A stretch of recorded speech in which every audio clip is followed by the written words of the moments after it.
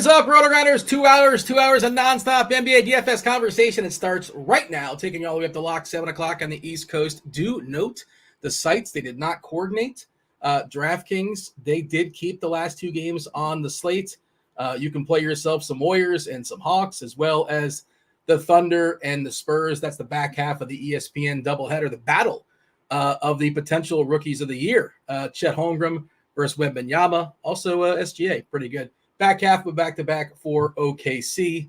Again, FanDuel did not keep those games. Their slate officially ends at 8:30 with Phoenix and Dallas. Speaking of Dallas, Luka Doncic, officially questionable. Kyrie's going to play with that thumb. Well, he's officially questionable too. So do note 2 potential key injuries for the Dallas. First up, returning champion, it's Head Chopper. What's up, Chop? How's life treating you? I mean, it's all right. What am I the returning champ of? You were here yesterday, and now you're back. Have you ever watched like Jeopardy? Okay, guys. Not really. I watch returning champion of Crunch Time. Yeah, Celebrity Jeopardy. I do watch a little. So yeah, I'm a Family Feud guy. I like Family Feud. I like to sit there and guess the speed round at the end. So, but yeah, all right, Dean, I'm back. We got a 3-man booth today, so that's better than the 2-man booth, and a nice little split up slate here with some extra games on one side. So yeah, it'll be fun. You'll take a usage hit tonight. That Family Feud, it's gotten an awful lot raunchier. I don't want to be the guy like yelling at the clouds or whatever. They really lean into the raunch. They just want like grandma to say like sex jokes basically to get points. That's essentially what they're doing these days on Family Feud. Scroll. Well, Dean, you say it's raunchy now, but do you remember Richard Dawson trying to lay the smooch on everybody and all the grandmas and youngins and that? That was pretty raunchy, man, in its own right back then. He was before my time, but I've seen the replays and I've seen him spoof before. And yeah, that guy really took advantage, like late 70s, early 80s. And eventually it was Ray Combs. That was kind of the guy I grew up with. But he took some liberties that was really, I don't know how he got away with that. But Squirrel, you a big Family Feud guy? Welcome to the show. Oh, really? I gotta look this up. I didn't realize it was so controversial. That there was like so much drama going on with the feud. I guess I should have known. He would just kiss and touch. It's very inappropriately, and like it just in the late 70s. You couldn't do it in 2024. He couldn't have his gig today. Let's put it like that. He'd have been fired a long time after the first show. He'd have been fired. Yeah. Steve Harvey, it feels like it's more popular than ever. I see it popping up my social media stuff. My mom loves Family Feud. I'll say that. That's one of her favorite shows. And maybe that's what it is. She's just watching these jokes all day long and having contestants saying these weird things that I'm aware of. But anyways, hey, Squirrel, how's Wednesday treating you? Good. Got a pretty complicated slate here. So it's like different on FanDuel and DraftKings. And then some bunch of injury news. Like FanDuel did their best by cutting off the late games, and it's still like the last game is still like a kind of a minefield of like injury situations. So, but yeah, I mean, it should be interesting. A lot of narratives tonight, I suppose. First game here for the Bucks with their new coach, Giannis Antetokounmpo. Some people say he might have had something to say with getting the old coach kicked out there, Griffin, and good on Milwaukee for realizing, hey, this wasn't working out. Let's not, let's cut our losses, as opposed to just being stubborn and taking a lost year. We got Terry Rozier making his debut tonight for my Miami Heat. Like I said, the 2 rookies going at it tonight, Holmgren and Wembanyama. That's only on DK. FanDuel again. They dumped that game. We haven't seen the Warriors play in a long time, about 9 days or so, since the tragedy in their organization, the loss of one of their assistant coaches against the Atlanta Hawks. That should be a fun game. That game's really popping on DraftKings as a potential hammer. But let's talk about it as far as the big screenshot. I'm trying to see what we're actually waiting for. Cade Cunningham was supposed to come back tonight for Detroit, and they were supposed to be fully healthy, basically. Monte Morris got a probable tag, and he still has a probable tag. Cunningham downgraded today to questionable. They're actually favored for like the 4th or 5th time all season long. I saw a note that they've not won a game this year when they have been favored. At least last I saw, they were favored by 3 or so. Yeah, give me the screenshot here, Chop. And I know, again, there's two different slates. We're missing the 2 games there on FanDuel. Makes it a little bit tougher. And some of the FanDuel prices make it pretty tough as well to make lineups you actually like. Memphis lost another dude in Santi Aldama, and he got hurt last game. he was kind of a surprise start in place of who was the big Tillman. I think Squirrel was talking about him, and we thought he was going to start, and he didn't start, but then he ended up playing a few more minutes because we saw Alderman get hurt, and now Kennard is questionable too. He's got a thigh. That team, man, everybody's just gone for a variety of reasons. For Memphis taking on Miami, they're now 11-point dogs there. But yeah, Chop, what do you got? Give me the screenshot before we go game by game. What are you looking at? Well, there's a few stars on the slate. So there's if you want to spend up, there's guys to spend up on. The value isn't necessarily dry. You kind of mentioned Memphis. Morant has been out for a while. Marcus Smart's been out for a while. Desmond Bane, along with some other guys. So there's some value there. If you're playing on the slate with Atlanta, Golden State, Trae Young being out opens up a little value over there. There's I don't know. It's an interesting slate. We'll see how it works, Dean. I don't know how it's going to play out, but I do also want to give a shout out. I did the Sim Labs last night, just goofing around, Dean, just goofing around. Yeah. And, it gave me a 307 on the lineup. That's, it wasn't slate breaking, but it was nice. I didn't have Fontecchio, wasn't even on my radar. They shoved some Fontecchio on me, so I rolled with it, Dean. So props to Sim Labs, man. It's funny. I was running some stuff, and Fontecchio was the guy landing in some labs for me. I'm like, nope. I had to X him out. I couldn't do it. I could not play Fontecchio. I did get myself a fair bit of Walker Kessler, and he played a pile of minutes. He closed, he mopped up, and he did absolutely nothing outside of blocking 3 or 4 shots. I should mention, since you mentioned Sim Labs, let's knock out the read. Don't hold me to it, but I'm fairly certain today is the last day of beta. So this is basically the last day you're going to be able to use it for free. Sim Labs, if you're not aware of it, you can use it to generate DFS lineups with the power of simulation. What it does, it combines data from every aspect of the slate to churn out lineups that match your preferences. What are your preferences? You're basically saying, I'm playing in a small field, I'm playing in a large field. I want to lean into variance. I want to be conservative when it comes to variance. You click a button, you can get 50 lineups, you can get 100 lineups, you get 200 lineups, and then you can sort of go through them. You can just take those and say, those are all mine. Or you can say, hey, you know what? I'm going to go through each one individually. I want that one. I want to keep that one. I want to throw that one away. I want to keep that one. I want to throw that one away.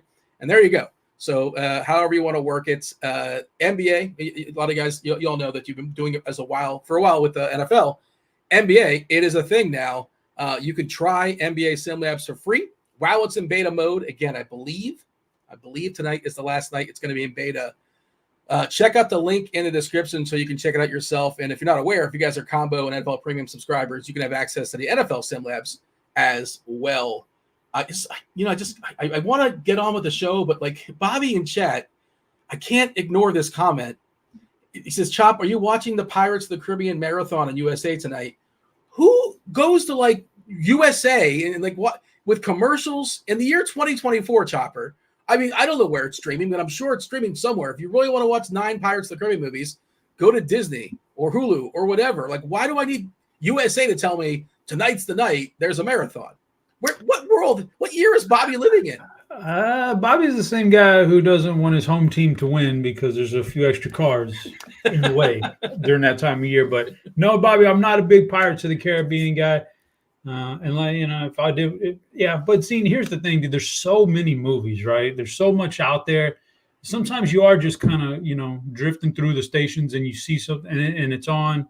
And you don't want to go fire up the stream, so you will watch it a little bit, until the commercial comes on, then you'll change it. But no, I'm not a big Pirates guy. But Dean, I forgot to mention this yesterday. I don't know if you've heard of this, Dean. Yeah.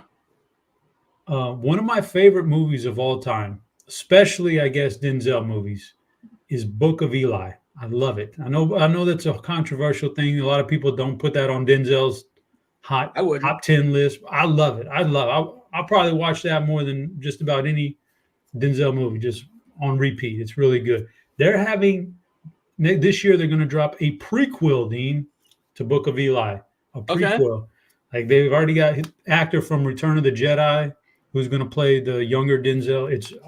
I'm super interested. Let's put it like that, Dean. I'm super interested. I mean, Inside Man, The Hurricane, American Gangster. Gangster was good, very good. But I mean, Antoine Fisher was really good. That Flight. was a good movie. I'm just Flight. running down his IMDb stuff. He was awesome in Flight. But I mean, just for rewatch value for the things that are happening in the movie, Book of Eli's, man, I love it. I'll say this about Denzel. His batting average is awesome. Like, he has very, very few bad movies. Like, almost all of them are at least, like, fine. TJ says Squirrel's about to fall asleep. Oh, yeah, Squirrel's here. We're going to talk some basketball. If you have any thoughts on Denzel or Pirates of the Caribbean, by all means, chime in here, Squirrel. But, yeah, we should get going. This is, like Chop always says, this is the appetizer show. You know, crunch time comes in, they clean up whatever we didn't talk about. But we have the 8 games, the 6 games on FanDuel to knock out. Squirrel, do you have any? Are you chomping at the bit, or do you want to just give me your overview of the slate? Anything else you want to say in regards to, you know, what we're waiting for, or just want to just dive right in and do the old game by game? Yeah, I mean, I think we can pretty much dive in. I think it's a big night for injuries. So I think we are the appetizer. We got to wait and see what this 5:30 injury report, you know, brings us, and then it's probably not going to bring us a whole lot of certainty.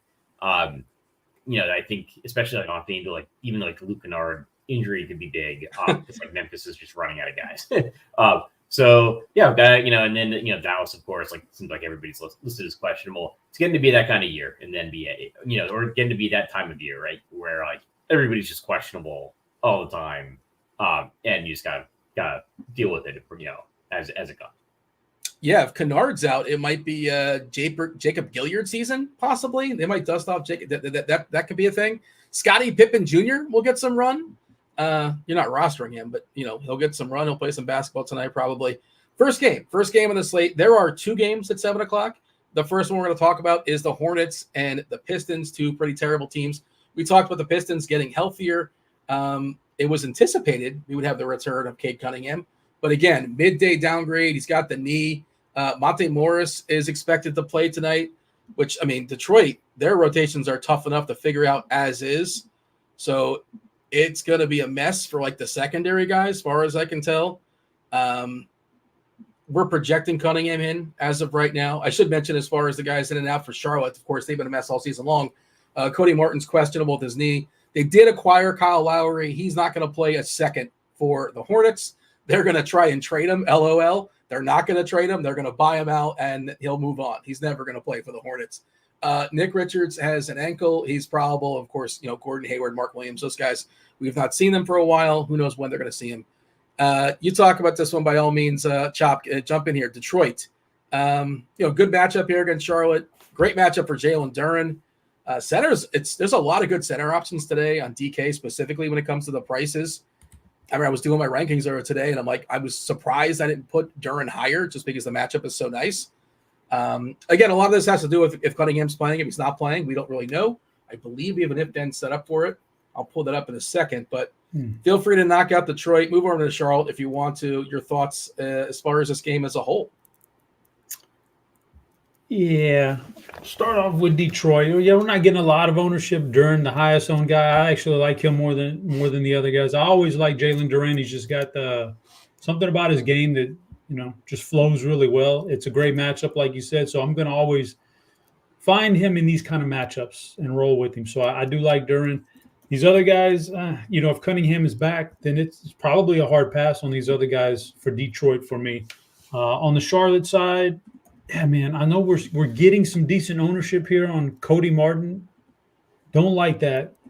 Miles Bridges, I can get behind because of the upside, and it's still a decent price tag on both sites, especially on DraftKings. I think it was you that liked Nick Richards today. I'm not sure. I might be misquoting you. I might be looking at somebody else, but I'm probably not on Nick Richards or Ball or Miller or PJ Washington. Miles Bridges for his upside and Jalen Duren for his upside. I could play those 2 guys in the same lineup or separately. I like those 2. Our if-then setup, by the way, is that Jalen Duren is a positive value, about 37 DK points. I'm trying to see if that changes much in a way of if Cunningham is in, if Cunningham is out. He's not affected so much directly. That's basically his projection, isn't it? Yeah, he moves up a little bit. He gets nudged up a little bit. You know, Bogdanovich gets bumped up to, looks like a tick or so, or yeah, just a tick. We're giving Monte Morris 18 minutes and 18 fantasy points. He's 3K. Like, if you want to, I can't imagine they push him too hard. Squirrel, if you have a thought on that, by all means, fire away. point guard only, 3K on DK. This is if I should say this is only if Cunningham is out. So I would imagine you're playing him anyway. And theoretically, they're probably moving him at some point. He's barely going to play for Detroit because why would they keep him around? Scroll, jump in here. Charlotte, Detroit. Yeah, just the Monte Morris thing. Like they did acquire him, right? I think it was either a trade or signed him as a free agent from Washington. And he hasn't played yet for them this season because he's been hurt. I believe so. Yeah, so I don't know if they're gonna turn around and move him immediately, but regardless, for the slate, he's not really a guy I want to get to. I don't know if I want to plug up the point guard position, even on DK, even if he's those 3,000, because they're probably just not going to press him. And he's not like some shooter that's gonna some kind of gunner that's gonna go out and go berserk and put up 30 points in 20 minutes kind of thing. Like he's more of a peripheral stats kind of guy, good rebounder per guard. I feel like gets the assists, stuff like that. Probably better NBA player than a fantasy player. I'm not crazy about the Detroit side. I actually do kind of like the Charlotte side, and it's actually an interesting juxtaposition with this game and the other game at 7 p.m. I've been kind of ripping on the Wizards all season because they give up the most points in the NBA, by far the most rebounds in the NBA.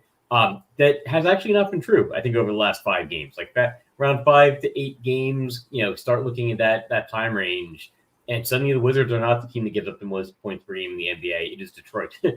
So good matchup for Charlotte, and Terry Rozier being gone, probably opens things up a little bit. I think the sites, especially DraftKings, price the guys up a little bit, but maybe not enough. So I kind of like LaMelo in this spot. So I kind of like Charlotte, and I like Nick Smith. Their other first round picks, not Brandon Miller, but he's at the end of the first round. He's a backup point guard. I tagged him and wrote him up a little bit in the expert survey. I don't think he's going to see a bunch of ownership, but he might be a guy that benefits from the Terry Rozier trade more than people are thinking. Even though it's Rozier is more of a shooting guard and Nick Smith's more of a point guard, I think. Why would they not want to get they're not going to necessarily run out a bunch of Ish Smith at this point in the season. Why would they not see more of Nick Smith, their first round pick, and see 100%. Yeah, see how he develops. It's kind of like getting to him in tournaments. Yeah, it's just a matter of it's not if, but a when they start pushing his minutes up, and Rozier being out the door certainly opens it up to some degree. Chop, if I remember correctly, I feel like you talked about him on a previous show being you're a college basketball guy. He was somebody who was a bit of a chucker in college. Is that correct? Yeah, he was a big point guard at Arkansas. Yeah, he can get his game. He can get his game on offensively. He can get a shot up. So I don't know. We're in the pros now. We'll see, Dean. I don't know, but that's an interesting take from Squirrel. Yeah. If Squirrel, listen, Dean, I've done these shows enough, and if Squirrel says something, you better pay attention. So I took notes. Nick Smith. Yeah. By the way, I'm just noticing now. I was like, what is going on with our private chat? And the YouTube comments are now linked to our StreamYard. Have you guys noticed this? I did not see the note if there was a note on this, but very cool. Then Steve's hooking us up here. Now, I'm always looking at 4 different things at once, but there you go. It makes life a little bit easier for me. Did you guys see this, or am I late to this? Nobody mentioned it. I feel like it's been this way for years. Yeah, I agree. Yeah. You know what it is? I always have it on private chat and not on comments. I didn't know comments was a thing. Oh, yeah. It's always been like that? Yeah. Oh, my God. That's amazing. Egg on my face. Okay. Seamless segue out of Charlotte and Detroit. Minnesota and Washington. Squirrel cannot wait to talk about his Wizards. 230 is the total. Wizards are 11-point dogs versus Minnesota. Minnesota, what a wild game they had the other night where, Cat was scoring, 60, 61, 62 points. The story goes that, apparently in halftime, they got word that Embiid had 65, 68, and the team wanted to get him more. And for whatever reason, they felt like it was a challenge. Let's get Cat more than Embiid. Who cares about these things? But that somehow mattered. And it turns out they ended up blowing the game. They were up by 20 at the end of 3, and they kept feeding. Edwards didn't have a point until midway through the third quarter. It was wild. I was looking at the box score, and I'm Cat and Edwards had a combined 57 points. It's all of them were Cat. It was so weird. And they even pulled Cat at the end of the game for defensive purposes, I think, for rotations and stuff. But they brought him in. Took him out. They're jerking him in and out. But nonetheless, Coach Finch was pissed. He was furious. If you saw his press conference, he was very upset. And let's see what happens here if they take that out on the Wizards. The Wizards, Squirrel, fully healthy, fully good to go. Minnesota, they have Mike Conley, who's questionable with an illness. Otherwise, they're fully healthy. Did you catch any of this stuff, by the way, the other night with Cat? It was, what a weird game that, he can't even celebrate his 62 points. And they could have given him a foul call if you watch the game. It looked like he was fouled, probably, but they didn't. He was at home too. They didn't give it to him. They lost the game. They took the L versus the Hornets, but go for it, there's Squirrel.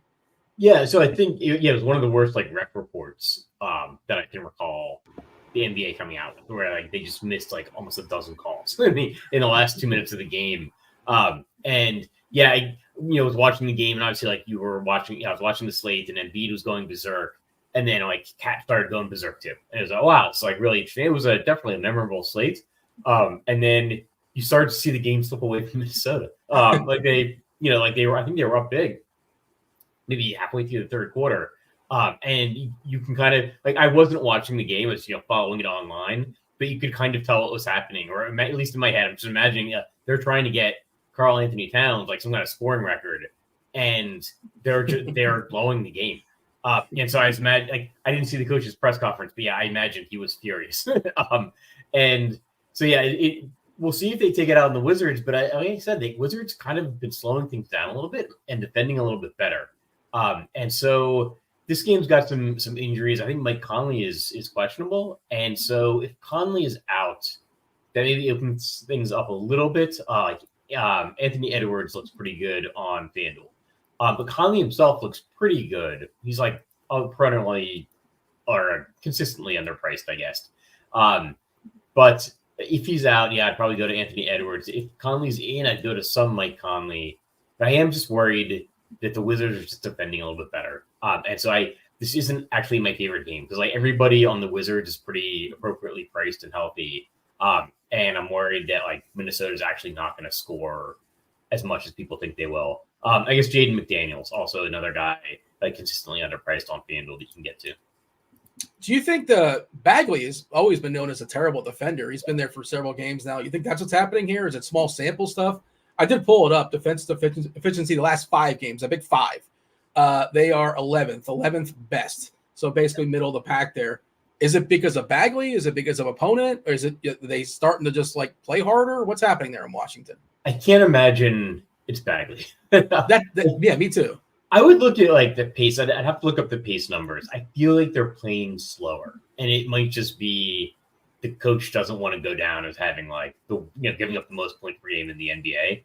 That's a job cost. It can cost you your job. So maybe it's look, we're just going to slow things down. We're not necessarily going to win games, but we're not going to go down as giving up the most points in the NBA. Third fastest pace last 5 games. Yeah. So. Just have it in front of me. I didn't mean to retort, but no. I don't know. Yeah, I don't know what it is. Maybe they are just defending better. They're not winning games. I mean, they lost 4 in a row. So maybe it's noise. I don't know. But I was surprised when I looked at last 5 games or last 8 games. I just always see the Wizards as giving up the most points per game in the NBA, and it was weird to see them not last, but middle of the pack. Kid Cunningham officially out. So Monte Morris available to play limited minutes. We had him projected, I think, for 18 if Cunningham is out at stone minimum. Okay. I don't know how desperate I am to play Monte Morris, but I can't imagine he plays much more than 20. I'm curious where we put, they're going to adjust things like that. And then note playing limited minutes. I assume that the projection team kind of assumed that, but they're not just going to throw Morris out there for 30 minutes or so. By the way, Conley is currently the guy hitting the most popular guy in the optimals I ran pre-show on FanDuel and on DraftKings, which is super scary. 5.3 on DK. Mike Conley's the guy who just rarely breaks the slate, but he should be fine here. 5.3 on DK, 30-point projection. He just sort of fits. He's also questionable. If he's out, we have several boosts when it comes to the if-then stuff. Edwards would look really strong. Cat would look really good. Gobert, awesome rebounding matchup here. And would all of a sudden become interesting. Kyle Anderson to some degree, McDaniels to some degree, Reed to some degree. Chop, what do you got here as far as Minnesota and the Wiz? Not interested in the Wizards at all. Minnesota's going to come out in this game and be very, very tough defensively, and I would imagine, I think they're going to run away with it. So I don't want any Wizards. I do have interest in Minnesota, and I have not much interest in Karl Anthony Towns after that last game. I do, Dean. Sometimes you just gotta kind of buy the narrative and go with it, man. And I think the narrative is that they're going to be very upset because of what happened, the loss, and the selfish play from Karl Anthony Towns. And I think we're going to see a bigger game out of Edwards and maybe a couple of the other guys, not as much Karl Anthony Towns. And I think Minnesota walks away with this thing. For the price tag on DraftKings, Mike Conley, is he a cash game play? Maybe. He's cheap enough. If you can't find other value, he's fine. I don't think he has massive upside. So I don't know if that's what I want in GPPs, but in cash games, he's fine. And for Cade Cunningham on the going back to that game, Monte Morris is fine, but University of Houston product Marcus Sasser is out there too, and he's been playing better lately. So maybe that's a path to go. Like, he's just the same thing that Squirrel's saying. Like, why would you not play Sasser? Like, it just doesn't make any sense. Detroit, you're going nowhere. See what you have in these guys. What's the point otherwise? Or they got to play Alec Burks for 25 minutes or whatever. Anyways, let's talk about my team. The Miami Heat, they take on the Memphis Grizzlies, whatever is left of them. More injuries coming for Memphis. This long list, obviously, with Smart and Larivia and Rose and Bain, Clark, Ja. Santialdo was just added. He's gone. And now potentially Luke Kennard. He's got a thigh, so he's questionable. Much like Conley, Kennard would be a good play if he plays. He's currently getting 20% ownership projection on DK because he's one of the last dudes standing. He's projected to play 33 minutes here versus Miami. Miami is pretty healthy. No Jaime Jaquez. He's out with that groin. Hayward Highsmith is questionable with his foot, but he doesn't matter so much because Terry Rozier is making his debut, and he's going to eat off a bunch of minutes from a lot of the secondary players here for Miami. What is our minutes projection for Terry? Let's see. 30 minutes. Yeah, so we're giving Bam 36, Hero 34, Butler 34, and I have Detroit in here for some reason. I'm like, who else? Who's that guy? Caleb Martin is getting 28. Yeah, and the rest of the guys, all the secondary guys, you can sort of forget because Rozier is going to take away. Ownership-wise, it's basically just Bam. Bam's getting 9%. Butler getting very little. Hero getting very little. There's not much going on here. Rozier at 7.4. Like, he's not going to be the same guy he was in Charlotte as far as usage-wise. There's just more guys to compete with here with Hero and Butler and Bam, as opposed to the nonsense Charlotte was rolling out beside him. So he certainly takes a hit. You got to wait for his price to adjust. Do we like anybody on Miami? Like, I guess there's secondary pieces here, Squirrel, for making a bunch of lineups. Talk to me about the Heat. I think Bam's really good. I like Bam. Love the matchup here. Just how thin Memphis is. Miami can do whatever they want here, right? Yeah, I'm getting like a lot of Memphis guys, and I don't mind running that back with like a Miami guy in some lineups. To be Bam, be like Caleb Martin. It's just tough. It's big spread. So like they're not going to push their guys, and they probably don't need to push their guys to beat Memphis. So they're just not getting a ton of Miami guys. But if I do, I would probably be getting to like maybe Bam, or maybe like Caleb Martin is pretty well priced on FanDuel. Yeah, and FanDuel, you're looking for some value plays. It's tough, man. It's tough to find the guys around the 5K area that you're okay with, and less games, of course, to work with. They're cutting off those back too. This is the front half of a back-to-back for Miami as well. Front half of a back-to-back for Miami, Minnesota, Washington, and Golden State. We should mention that with Minnesota and Washington, if that game gets out of hand, maybe they call off the dogs a little bit earlier than normal, and Minnesota subs their guys a little bit earlier. Washington goes to the nonsense a little bit earlier. Just if you're planning on a blowout, those kind of things can happen. Golden State, first time they're playing about 9 days. It is the front half of a back-to-back. Only teams in the back half of a back-to-back, two teams that played last night against each other, Portland and OKC. Chop, what do you got as far as Miami? And then Memphis, we kind of have to play players because this isn't like a bad baseball team that scores zero runs and you can just X them out. Memphis is still going to score like 90, maybe even 100. So they're going to get points somewhere. There should theoretically be some value on this Grizzly side. Yeah, so for Miami, well, I'll start off with Memphis. Yeah, I 100% agree with you right there, especially if Luke Kennard gets ruled out. All right. I already have some interest in a lot of Memphis guys just because you're so thin. So I'm okay with that. Contra, what, 30+%? I don't know about that one. David Roddy's got some appeal. I think he has some upside in his game. Xavier Tillman, very disappointing last time out, but he could get there. And then Jaren Jackson and Gigi Jackson also. Like that's another guy with some upside. So I think all those guys are fine. Play whatever you feel like on that team. The interest I'm having is the run back for Miami. Like I put in the survey today, the biggest bust for me, Tyler Hero. I could probably go back and edit that right now. Now that I'm thinking about it, I think Tyler Hero could be a good run back in this game. Bam Adebayo's fine if that's the price tag you want to go with. He'll have some success here, but Hero, if he's hot with his jump shots, that's the way, it's a good way to beat Memphis, and he's got that in his arsenal. So I think there is a run back here for Miami that I'd pick one guy and roll with it, but yeah, that's where my interest is peaking at right there. Speaking of run backs, we might be running back Conley officially ruled out for Minnesota. Alexander Walker is 4-2 on DK. He's going to get a bump in the projections, probably start landing in some optimals. Anderson's going to get a bump as well. McDaniels will get a slight bump. Everybody's going to get a little bit, but the biggest bump will be for I assume. Curious to see how that shakes out with our projections. We'll probably circle back. And yeah, I was kind of half joking, Squirrel, about if Kennard's out playing Jacob Gilyard, but our projections are telling us he's going to score 23-ish DK FanDuel points as a median projection. If we happen to lose Kennard, 3.4K on DK, 4.2 on FanDuel, he's got to be in the pool, right? Because, he's going to have to play 30 minutes because who else is going to play? Yeah, the thing with Memphis are teams in a situation like this, like Memphis, like they're running out of people to play. So, like sometimes we talk about like, what about blowout run or whatever? Like the starters are gonna have to mop up, even no matter what the score is, because they just don't have the guys they might not have a 9-man rotation. So like Jaren Jackson still, is like their highest, fantasy producer. He's still like 5th or 6th in fouls per minute, right? So like, what if he gets into foul trouble? Like suddenly this looks really thin.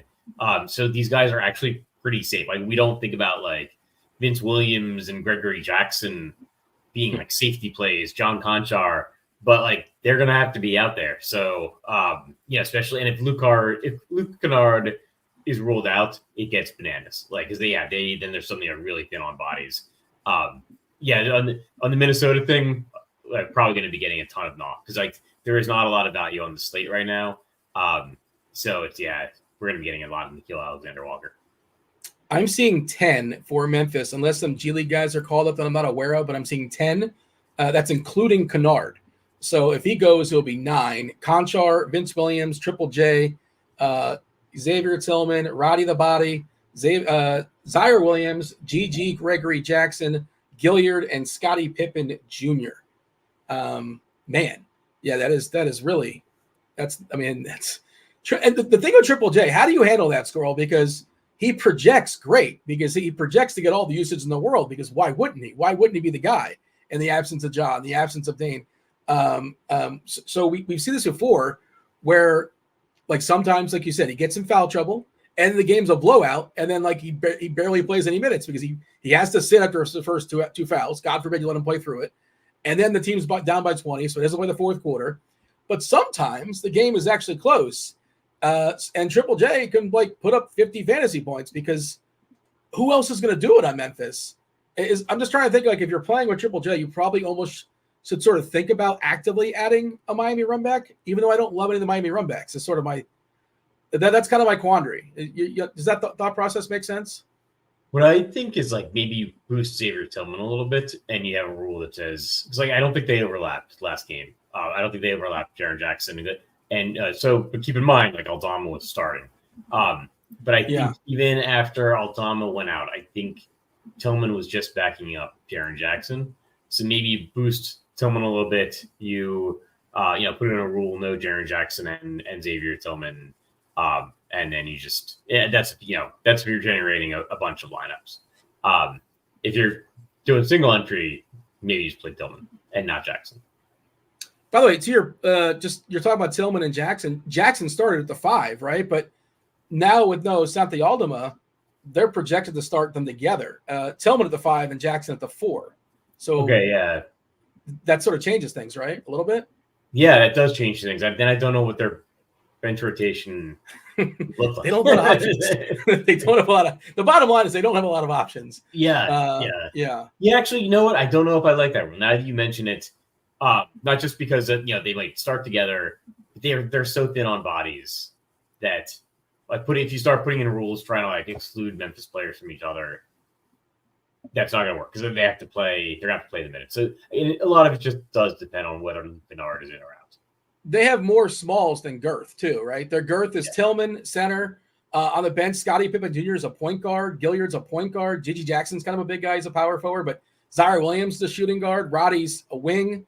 Like there's no girth. Bam is going to smash here. Yeah. I don't know how long Tillman can play for because he's been dealing with those injuries in and out. He was the benchings and stuff, and he wasn't playing for spectacular. It feels like a really, really good Bam spot. That's my favorite play on Miami.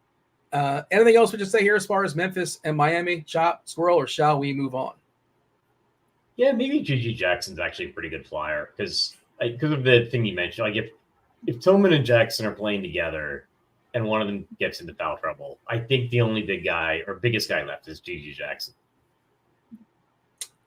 He would certainly mop up. Like if things get out of hand, if you're doing that math, it's Williams, Jackson, Gilliard, Pippen, Roddy. I guess that's what it is. That's probably the 5 guys that would close this thing out. Let's talk about Portland and Chops. Rockets, 220.5 is the total. Portland, 10-point dog here on the road on a back-to-back. I'm surprised we're not getting any rest stuff from Portland. I've been in this spot before, but I'm waiting for Brogdon to get ruled out. Like, why is Brogdon going to play in the back half of a back-to-back after playing 35 minutes and being in the trade block? Okay, they're going to play him, I guess. He kind of projects okay, too, which is the other weird thing. I don't think I'm playing Brogdon. I don't understand it, but hey, I'm not in the organization. FEV, Freddie VanVleet, he's good to go as far as his back. He's not on the injury report. Jabari Smith is questionable. Jalen Green, questionable with an illness. They did say he was at shoot-around today for what it's worth. Jayshawn Tate's got a wrist, so he's questionable.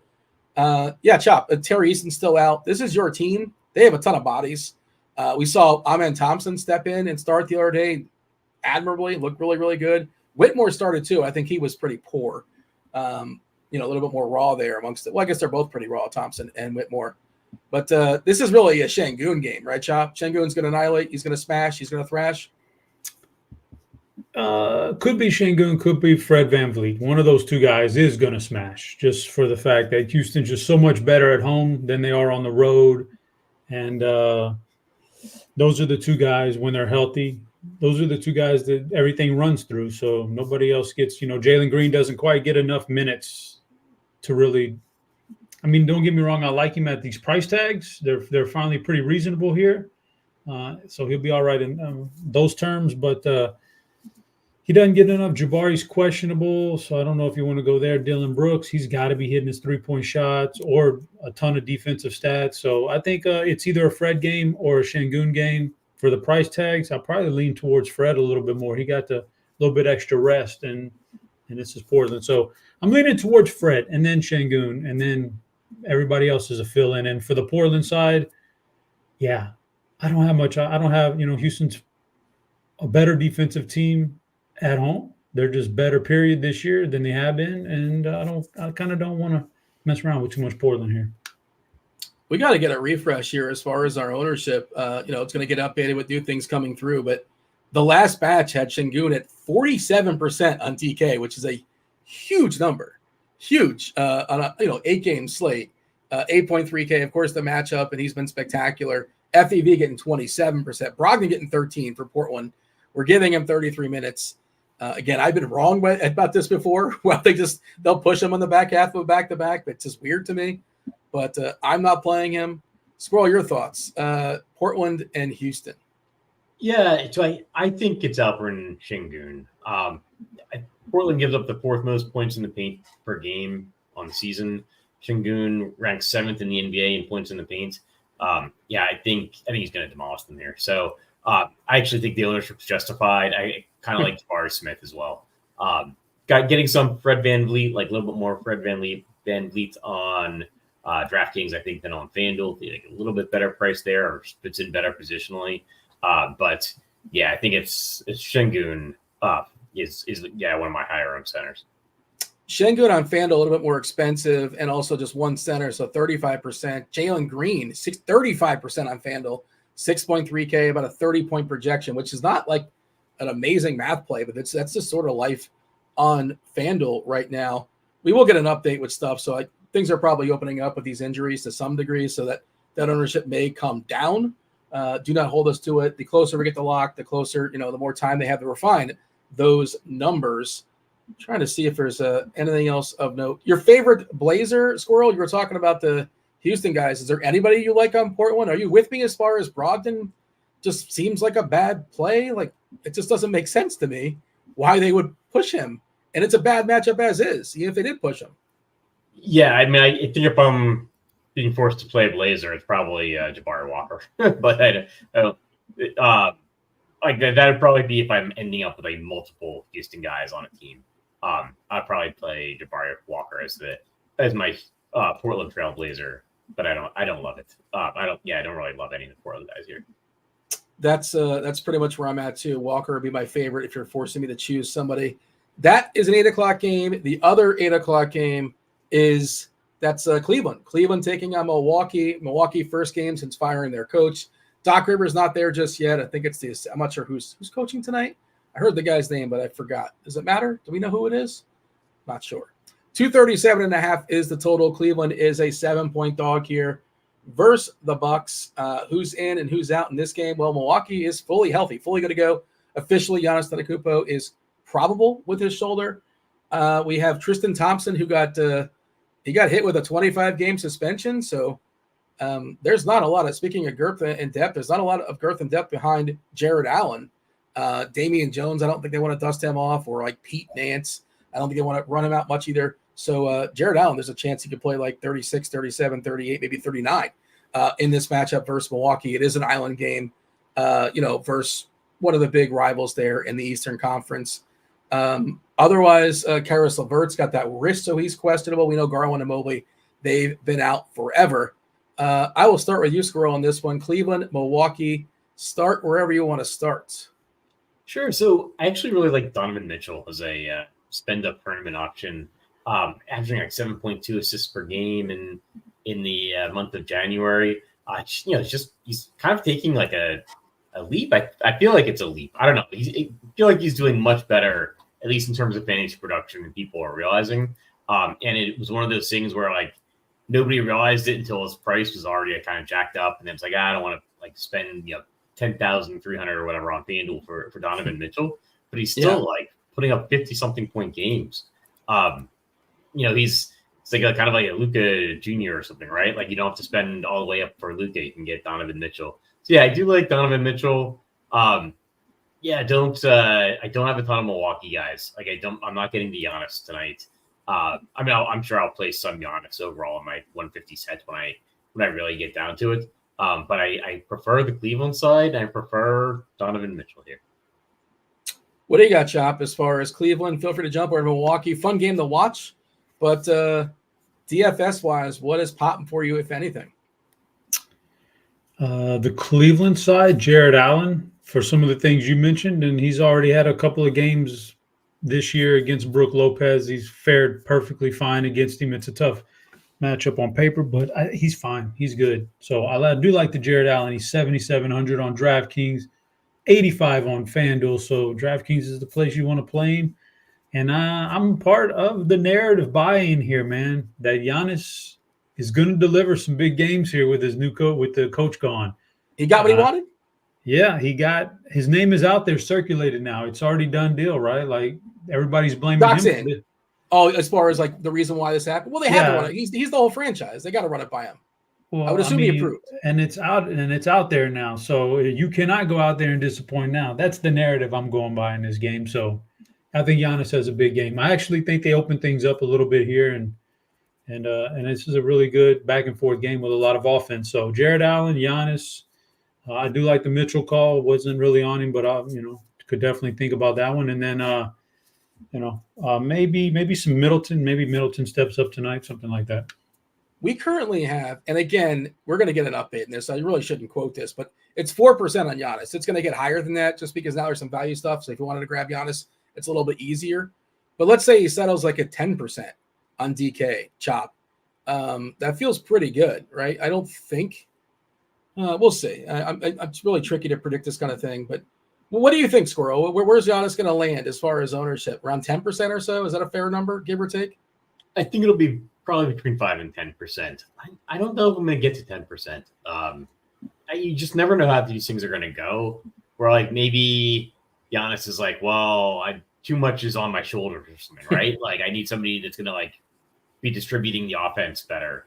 Or like a coach is going to be designing that kind of like thing where I'm not the only primary offensive thing. That's not what we want when we're picking fantasy players. So I don't necessarily think it's like a Giannis is going to go out there and like make a statement game. Like the statement might be, I've been doing too much. And so, so like, I don't want to play him for that purpose. And so he's like, and he's just a little bit too expensive for me. Like even with some value popping up, like maybe not being a factor now, like Nickeil Alexander-Walker being a factor does end up getting me to more Giannis. He's just not the spend up that I would want to get to though. We see David in chat. And what's up, chat? Hey, hit that like button, subscribe, turn on those notifications. We see you can click on the poll. Some people participated in the poll. It is, what is your favorite DFS sport to play? NBA, NFL, or MLB? I figured MLB would be the winner because people always like, oh, I can't wait for whatever sport's coming next. We all can't wait for baseball until like 5 months in. It's like, oh, man, only 1 month left of this. I can't believe the grind is crazy. But it's really close. It's 39% NBA. I guess that's not surprised because this is an NBA show. 24% NFL, 34% baseball, and 4% other. I don't know what the other is. Do you have an official answer on that, Chop? Oh, I should also say David mentioned the reason why I brought up his name. He said Cleveland nuked Milwaukee a few games back. Well, Giannis didn't play in that game, so I think he matters, right? So maybe that's a bit of a payback there. Giannis is he's fine now as far as his shoulder or knee, whatever it was. Chop, you have a favorite DFS sport? Are they all kind of the same, like your kids? No, it's and by the way, you can love them all the same, but you do have a favorite kid. So, but do they know, or it's just kind of like they all think they're the favorite? No, you tell them all they're the favorite, but in your head, yeah. Anyway, it's by far, it's not even close. It's football. I look forward to football DFS now more than any other sport. College or NFL? I like them all, but football. It's a tough one. They're just so different the way it's set up. But I think I gotta go NFL. GPPs are bigger, and the way you can just sit down at noon on Sunday and like it's almost all right there at one time, and then a few later on, but it's almost all right there at one time going on for you. So it's quite the sensation. You got an answer on that, Squirrel? You have a favorite? I think it's NBA. It's so fast moving. I like the constant scoring. Like football and baseball, they're fun. And I get up like way up for like football and baseball when they're first starting, like sure, like opening day or whatever, right? The smell of grass in the field. But like basketball, like they're so event driven, right? Like you're waiting for a home run, you're waiting for a touchdown. Like basketball is constant. Like somebody's always scoring, hitting 3-pointers, grabbing rebounds. Like your little like FanDuel or DraftKings screen is constantly updated. So I gotta say basketball. Although I will say like UFC, when I got into it, like surprisingly fun. Like on a Saturday night, like everybody's on Twitter complaining or talking about the fights and stuff. That's a good one too. It's probably the other category. TJ in chat saying NHL. I think that's because he's had success in NHL, not because he watches NHL. I think he is Canadian, but he's not a big. Tim has helped out Blender. Blender has been under the tutelage of Tim. We should mention, by the way, if you like to play NHL, if you're not aware, the NHL Discord is awesome because they're dropping the lines, they're dropping the knowledge. You got Dane in there, you have Taylor in there, you have Tim in there hanging all day long. RotoGrinders.com/Discord. There's an NBA room, there's an NFL room, there's the squad rides. Almost all of them are free, but specifically the one that I spend the most time in, as far as just like there's useful information in all of them, I should say. But the most useful information, it's like picking your kids, right? But here we're picking the NHL Discord is phenomenal. If that's what you're playing in, all the news comes in there really, really quickly. The lines, and they're also really helpful and nice. I made a joke there, and they're like, none of that. There's no nonsense in there. they're very, they're on brand. We want to talk about hockey. There's some nonsense, but gifts were not encouraged. Tim lashed out at me, is all I remember. Anyways, we shall move on and talk about the last game that is on the FanDuel slate. There are still 2 more on the DK slate. That's the Suns and the Mavericks. Tricky part here is we have some questionables when it comes to the studs. 242 is the total. Dallas is currently a 2-point dog here versus the Suns. Luka Doncic, he's like visibly played hurt. Like if you're watching him play, you can see he's struggling and holding his leg and holding his thigh and holding his back sometimes, but he still played amazingly when he's out there. He's officially questionable with his back. Kyrie Irving's got that thumb. Dante Exum has a foot. I think he's expected to play. Seth Curry doesn't matter so much as an ankle. He's questionable. Dwight Powell, he has an eye, so he cannot play basketball tonight. Bull is out for Phoenix, and Eric Gordon is questionable with that wrist. Chop, what can we say about this game right now? It's just all sorts of dicey, right?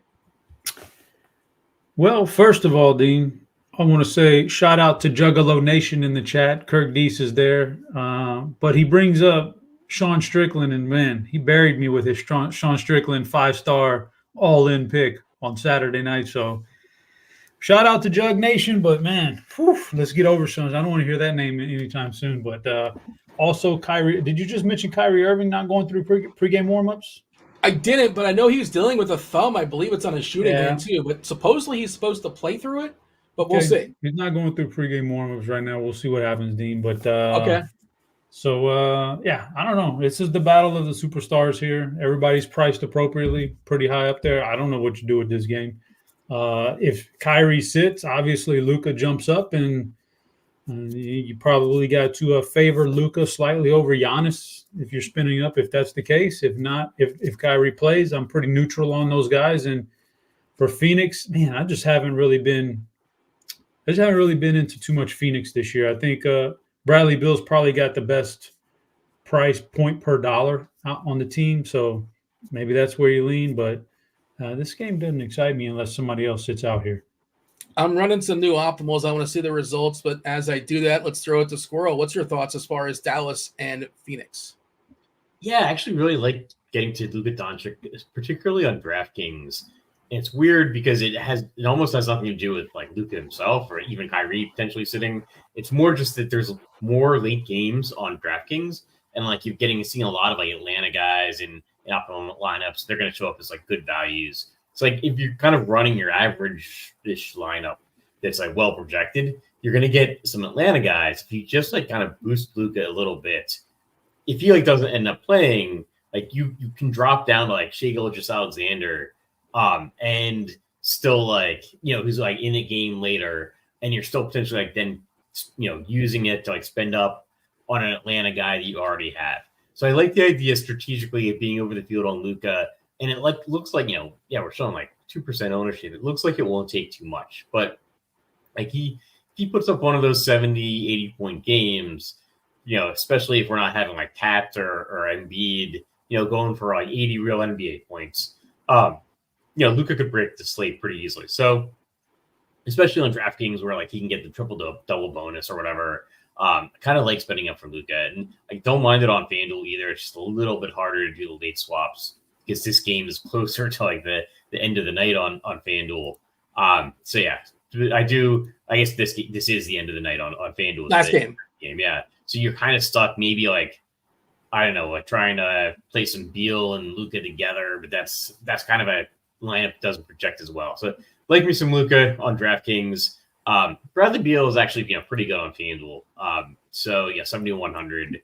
So getting to some Bradley Beal as well, and you can try to do some swapping around there. Put in like Luka and Beal, but it's tougher.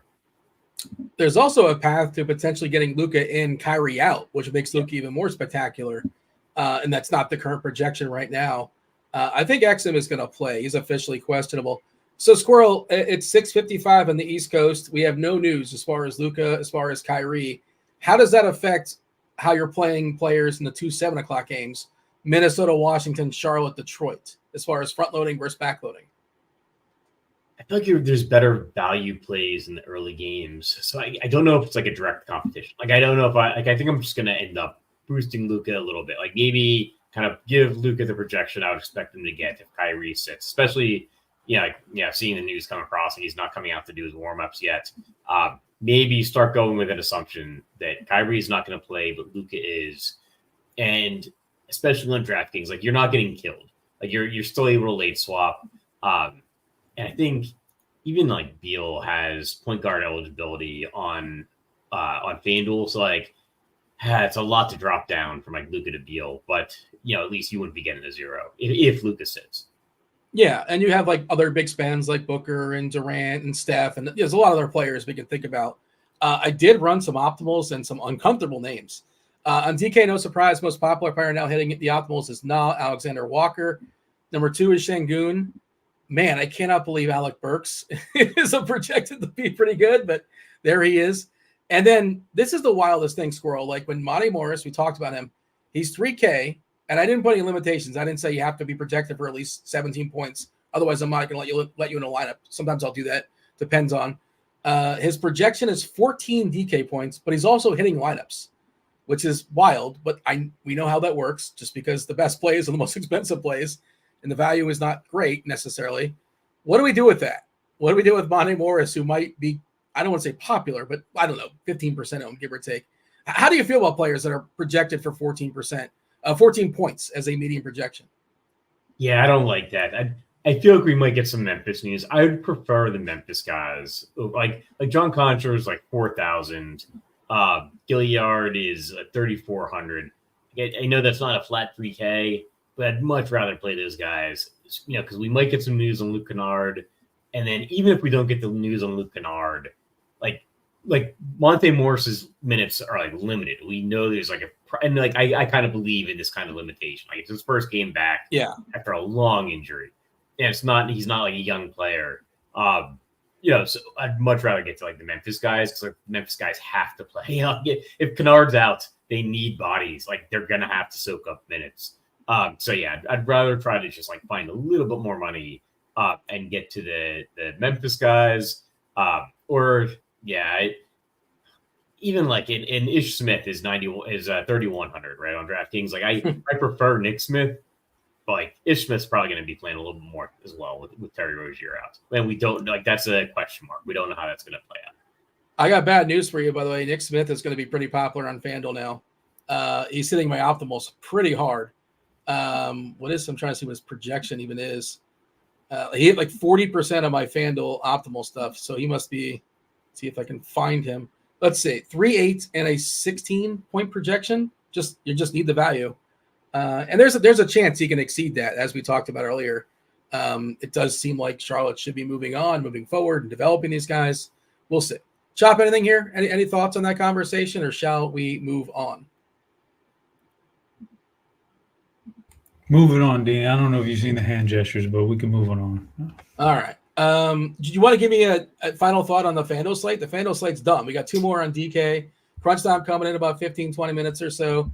Anything else we should mention as far as FanDuel specifically, Chopper? No, I think we covered it as we went along pretty good. So I would say that, I don't know. There's no real late night hammer then when they do these slates like this, and I'm good with that. So you don't have to worry about any of that. Sometimes on this particular slate right here for DraftKings, you can set aside some lineups for the late night hammers if you want to, for the value to open up, whatever it is. You don't have to do that with FanDuel. You just play it all, however, you don't have to do that. So I don't mind that. Okay, let's move on to talk about OKC, the Thunder against the Spurs. Again, this game only on DK, the back half of the ESPN doubleheader. The 2 rookies going at it, Holmgren versus Wembanyama. OKC back half of their back-to-back, traveling in San Antonio. Despite that, they are 8-point favorites because they're really good, and San Antonio is really bad. OKC, far as we know, they're fully healthy. Everybody's good to go. San Antonio did have an absence of Trey Jones for shoot around today. He's questionable with his ankle. Otherwise, they are fully healthy. Squirrel, Thunder, Spurs, 242 total. Some interesting studs here. Wembanyama's got his minutes increase, 27, 28, maybe 29 national TV. A few more commercials. I don't know. Maybe trying to make that happen. Your thoughts? Yeah, he's played about 27 minutes or more each of the last 4 games. So like that's a increase in the minutes limit, and that's something I'm really interested in, right? Like you get that window where the guy is on a minutes limit, so his price starts dropping. He's like 9,000, 9,100 a little while ago, and now he's 8,300 on DraftKings, and now his minutes might be increasing, and he's a big like fantasy point per minute guy. It's like, yeah, I definitely want to be over the field on Victor Wembanyama. I think I put him as like my favorite spend up on DK for tournaments. I don't know if he's the guy I'll be the most over the field on. He's already at 25%, but he's probably my favorite spend up, and I think I will be over that like 25% mark. And like if you're playing single entry, like definitely is a guy you can get to. The OKC side, like not getting as much. I think I might be, playing some like Shai Gilgeous-Alexander, just boost him a little bit, and I kind of force him into some lineups. And it gives me some like flexibility for later down the road. We'll see what happens with the injuries. But yeah, this game is mostly about Victor Wembanyama for me. Chop. So Wembanyama's fantastic offensively, and with the extra minutes, I definitely 8,300 is perfectly fine for that. He gets ravaged on the defensive end, but Chet Holmgren's game is not really going to be it's not like an Embiid game, they don't have the same kind of game. So Chet's going to have to hit his outside shots. So I don't necessarily like him. He's a GPP guy, toss up. Jalen Williams is where I would go on the Oklahoma City side. I think that's a fair price, and they've all got great matchups. So who's got the best price, in consideration for their projection? That's Jalen Williams to me. But also, I will have some Trey Jones on the San Antonio side, assuming he plays. It's a really nice $5,900 price tag for a guy who's pretty productive DFS-wise. We have an if-then set up. Wemby looks really, really good. If Jones happens to sit, he looks pretty good as is. His projection basically doesn't change. I think it's Devin Vassell Vassell gets like a 4-point boost on DK. So he would become a DK value. 36 points will be his median projection. So he'll be pretty interesting. The price is still a little bit steep at 6.8. Interesting what OKC did last night. They were losing to Portland, so they basically benched all their stars in the back half of the second quarter, with the exception of SGA. It was really weird. Just the lineup they were closing with. It was Jalen Williams with a Y, Isaiah Joe, Davis Bertans got dusted off. He's still in the league, for real, I swear. He was out there. And Keontae Johnson. So it's just kind of interesting. And I don't know if that was like front half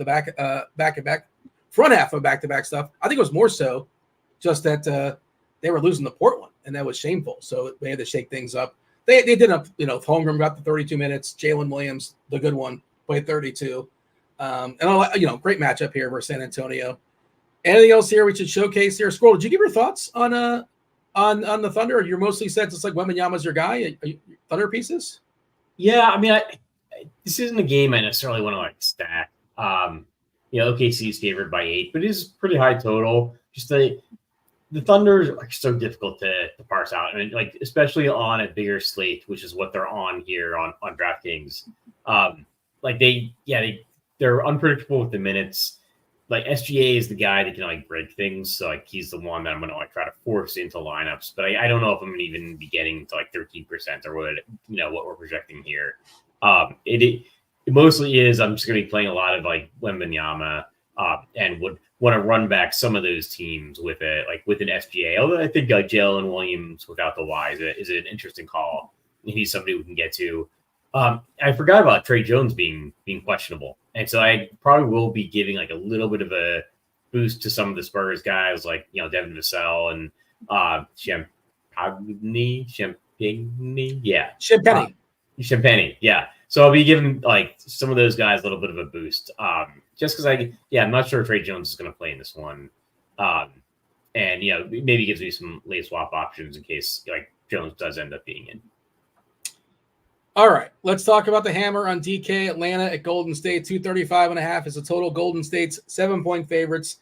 Atlanta out there on their West Coast swing. This is the Golden State's first game in about 9 or 10 days.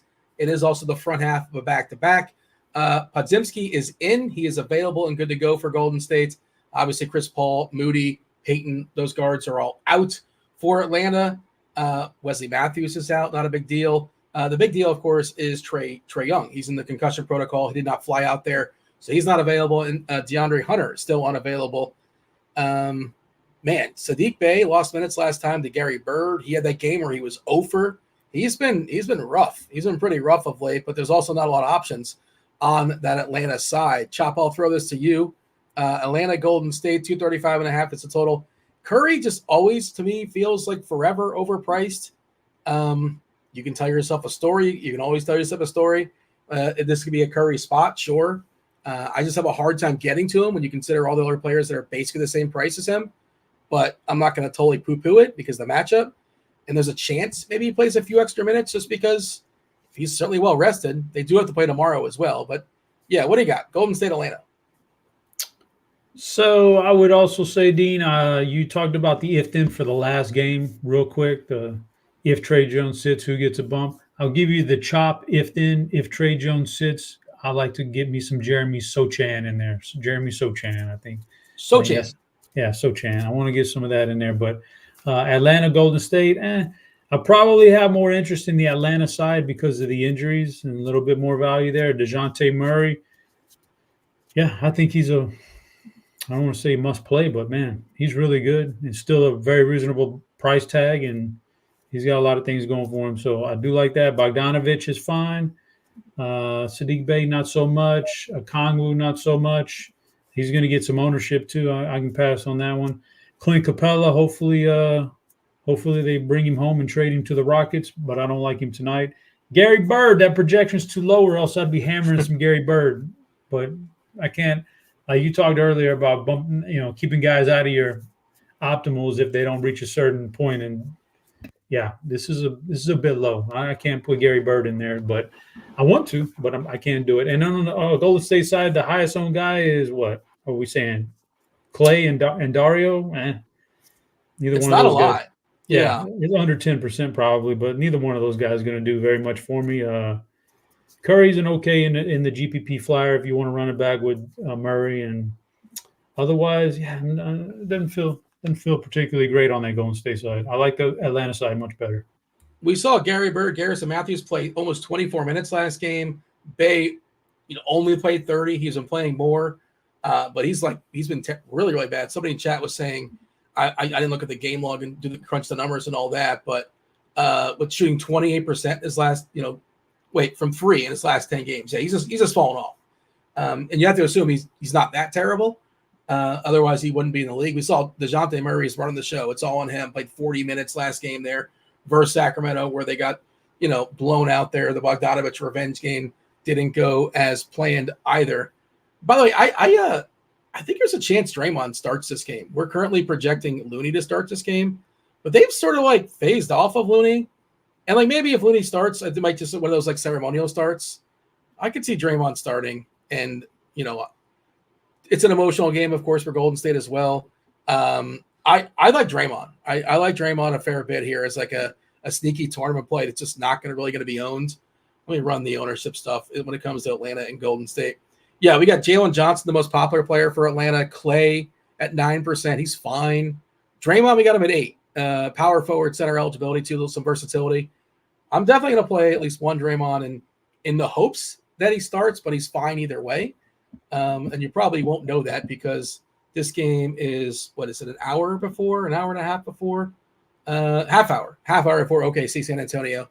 What do you got here, Squirrel, when it comes to Atlanta and Golden State? It's kind of surprising that Murray's not more popular according to our projections because of all the usage coming his way. Yeah, I love DeJounte Murray in this spot. It should be a kind of an up and down game. I think this is perfect for him. No Trae Young. I'm getting a lot of DeJounte Murray. So yeah, he's popular for me. And I like the idea that it does, playing all these Atlanta guys does give you a little bit of late swap. If something better kind of pops up in the interim, you can swap off these guys. DeJounte Murray is the priority for me, but he's obviously the most expensive. Kind of like Bogdanovich after Murray. So yeah, Sadiq Bey's been rough. But it's not, they haven't like lowered his price to match his performance. So something's gonna break. Like either he's gonna have to play better and justify the price, or the price is gonna have to go down some more. But probably gonna try to be under the field a little bit on Sadiq Bey. But yeah, very interested in being over the field on DeJounte Murray. But the alternatives is the tricky thing, is they don't have much else behind him. I guess they can run more Okongwu and Capella, right? There's Garrison Matthews. There's Patty Mills, who I think basically would take Murray's minutes, but he's not out there. Trent Forrest, AJ Griffin, and Seth Lundy. So it's like there's only nobody like that really should challenge Bey, but he's just been so bad. It's like forcing a challenge. And that's, I guess, Garrison Matthews is the one that's rose out of, the Mills, Forrest, Griffin, Lundy pool. But yeah, like he still grades out as a good math play if you like just trust the math, but I don't know. I don't know what to do with him. It's sort of where I wanted to see if you have a thought. It didn't sound like you're high on Sadiq Bey. He's been in poor form. He's been bad. And like usually when a guy is like shooting this bad, you see a price drop, but we haven't seen the price drop. I'll say I hadn't really thought about Patty Mills, but I prefer him to Monte Morris. Like there is actually he played I think 16 minutes last game, and he is a guy that will shoot and hit some threes sometimes. So if the shot is falling for him, then he can put up some points. But he's not going to necessarily break the slate, but he is a guy that could potentially put up more points than Monte Morris at 3,200. So. Taylor, Keith, Roth, crunch time coming in a few minutes. Feel free to fire off some questions in chat while we bridge to crunch time. Let's see. Brian wants to know, Squirrel, your favorite Memphis value plays for DK tournaments. For DK, I think John Conchar is the best. After that, probably like David Roddy. I think Luke Kennard is definitely in the conversation if he's playing. Then you got to swap out if he's not. And then like Gregory Jackson, I think he's a guy that could end up seeing more minutes than we're expecting should either of the big guys get into foul trouble, like we were saying, like Jaren Jackson or Xavier Tillman. Like they both kind of foul a lot. And if one of them gets into foul trouble, there's not much there behind them. So like GG Jackson could end up playing more minutes than we're expecting. And like you can play like Vince Williams. Like they got to get offense from somewhere. So like it seems crazy. Kind of pricey. Yeah. Yeah, he's like 6,500. It seems crazy to be paying 6,500 for Vince Williams. But he's got a pretty good run. Like 4 out of the last 5 games over 34 DraftKings points. Somebody's got to shoot there, and he's somebody who'll probably get like a boost if Kennard is out, just because someone's gonna have to take the shots. Another question for Squirrel. Do you like Wesley for San Antonio at all for DK tournaments? He's currently projected for 17 minutes, point guard and point guard only. Would he get more? I assume he would get more if Jones was out. Yeah, he is somebody that would probably get more minutes if Trey Jones is out. Would have to just wait and see. But it's also true like Sohan could end up getting some of that usage. Devin Vassell could end up getting some of that usage. If Trey Jones is out, I think you can go to Blake Wesley. And obviously, like if Blake Wesley ends up in the starting lineup or something like that, then yeah, get yourself all the Blake Wesley you want. Assuming he's not starting, like he's not someone I'd be interested in if Trey Jones is in. But if Trey Jones is out, I could see getting there. If Trey Jones is out, we have it projected for Wesley to grab 24 minutes as a median projection, about a 19 DraftKings median projection, which is not amazing, but like it's rosterable. Chopper, Mr. Richard wants to know 3 max setting on DK. How many lineups should I play Şengün in amongst the 3? 3. I mean, if that's, you're cutting yourself off. Depends on how bad you want to play Giannis or some of the other guys. But if you don't mind fading Luka and Giannis and some of that, play him in all 3. Because you could just firmly plant him in there with DeJounte Murray and feel pretty good about starting your lineup with those 2 guys. I'd play him in all 3 because he's going to be popular. So you want to be well overweight or well underweight, I think. And overweight, 100% is definitely overweight.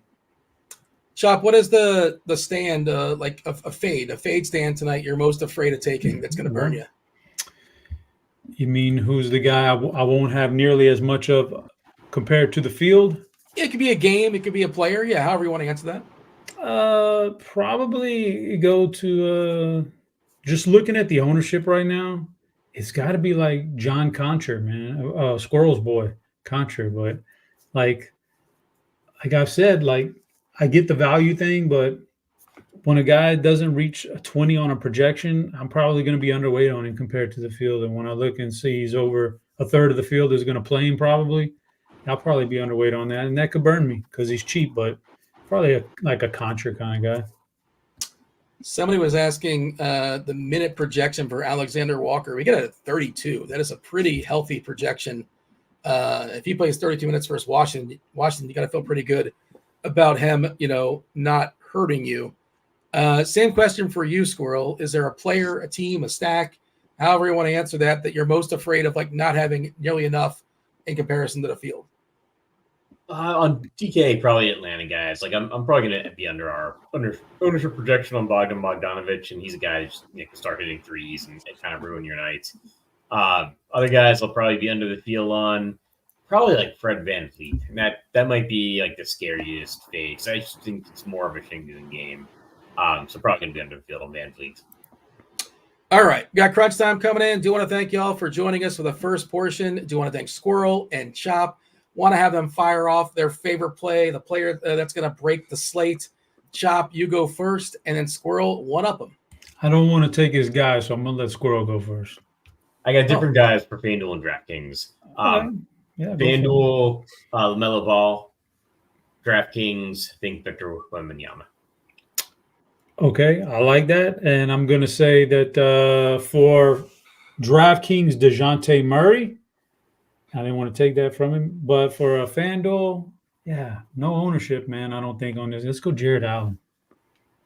Like all those calls. Roth, what's going on, dude? How's Wednesday night treating you?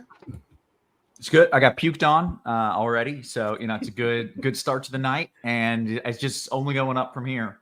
And by up, I mean like more vomit, probably. In the FanDuel Sportsbook, what's a fair, reasonable line? The number of times you get puked on in a given week. If the line is say 2.5, 3.5, oh, that's too low? No, I don't know. I don't get puked on as much anymore. When you get little tiny ones, it's all the time. But now it's a rarity. But it's more puke now. So when you do get it's a good coating now, Dean. Quantity versus quality. That's right. Yeah. Yeah. So but to get puked on, it's like plus 700. So it's not an over/under thing, but like if it's a good dart to throw. Yeah. We've really analyzed this way too much, but you are correct. Yeah. Keith or Taylor, you guys have any puked on stories you want to share? Welcome to the show. No. All right, we'll get out of here. No more shenanigans. It's the FanDuel sponsor crunch time. You got Roth, you got Keith, you got Taylor, myself, Squirrel, and Chop. We're going to see ourselves out. Roth, take it away. Good stuff. As always, welcome to it, ladies and gents. This is a crunch time. Going to take you up to lock. We're going to take you through lock. We're going to give you some FanDuel plays, some DK plays, and, of course, we're going to answer all your questions as well. Got a nice slate. And as per usual, joined by two of the sharpest minds in the biz. We got my guy Taylor in the house. What up, Taylor? Not much. Nice little 8-gamer tonight. Looks pretty decent. You're so chill. You're like, I have all this. What's up, Taylor? And you're like, not much. It's all good. I wish I had your chill, man. Just haven't been puked on today, but that might ramp up the energy a little bit if it happens. It ramps up the energy, when you get yacked on. It would be shocking, though, because it would be my wife. That's the only one I possibly could get puked on by. That's worse. Significantly. How you feeling about shock. this slate over here? Pretty good. We do have some outstanding Mavs news, which is kind of looming over stuff, but overall, things look pretty good. Okay, very nice. And then Keith Eyster, aka the Iceman, in the house as well. What up, Ice? Not too much. Yeah, this slate for me is extremely similar to Monday night, except for the lone difference that we don't have Joel Embiid to just go ahead and drop 70 points on us when we're a little bit under the field. That doesn't make for a great night. Yeah. I feel that, as I was overweight on Maxi, and that was the wrong choice in that one. Well, we've got a bunch of people asking questions here already coming in, and we've got a big slate, so I think we dive right into it. Taylor, do you want to give us an overview and/or just dive right into a FanDuel cash build? Yes, sir. Yeah, so Luka, Kyrie, Exum, all questionable for Dallas. That is a later-ish game. I mean, that's huge. Can you even make a build massive, yeah.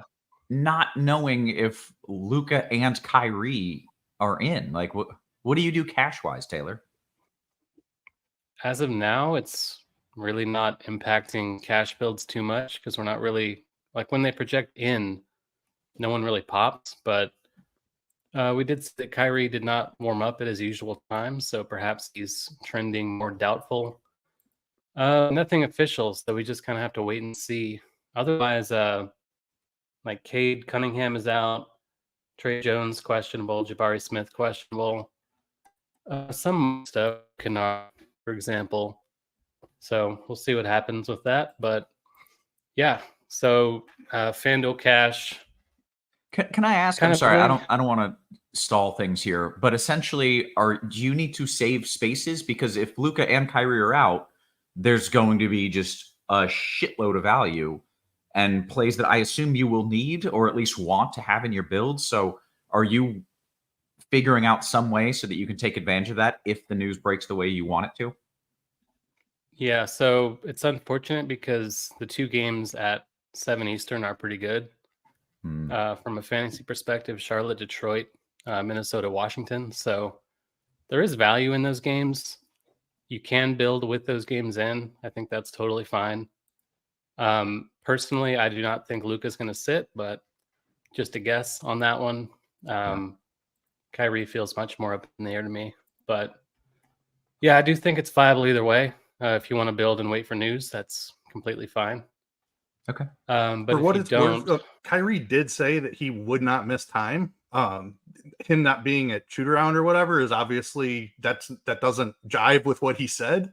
Yeah. So there's definitely more risk for Kyrie than Luka, in my opinion. If Luka's is a back issue, he's played through that pretty much throughout his career. Obviously, when it flares up, that's a scary thing. But I feel like he can play through his. Kyrie's feels like it's much more concerning. It's a thumb issue on his shooting hand. He said he's going to play with some type of wrap or brace on it, but he said he didn't think it would cause him to miss time. So take that for what it's worth. We don't really know what to do with that at this point. Okay. Well, we'll kind of go through some if-thans about in versus out in a little bit. But in the meantime, Taylor, let's just kind of walk through how you're building as of now. yeah, so with Cade out for Detroit, there's still usage to go around for them. They do have Monte Morris making his debut tonight. He hasn't played all season, hasn't played in like almost a full year. So last I had him at 14 projected minutes, which doesn't impact too much for FanDuel, but on DK in particular, he was kind of popping as a pseudo option at min salary. But some of the other Pistons are in play just because of Cade being out. Alec Burks kind of chief among them on FanDuel for 5.6.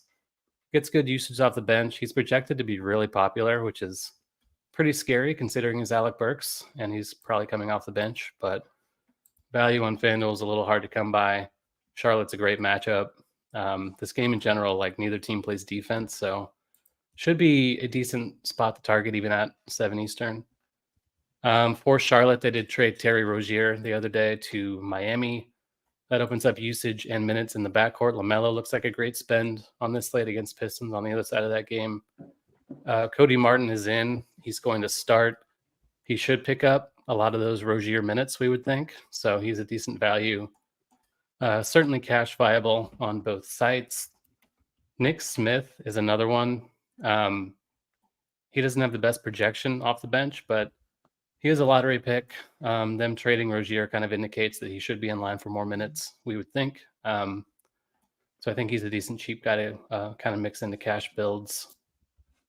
Point guard only, Fred VanVleet looks fine. Big minutes for him against Portland.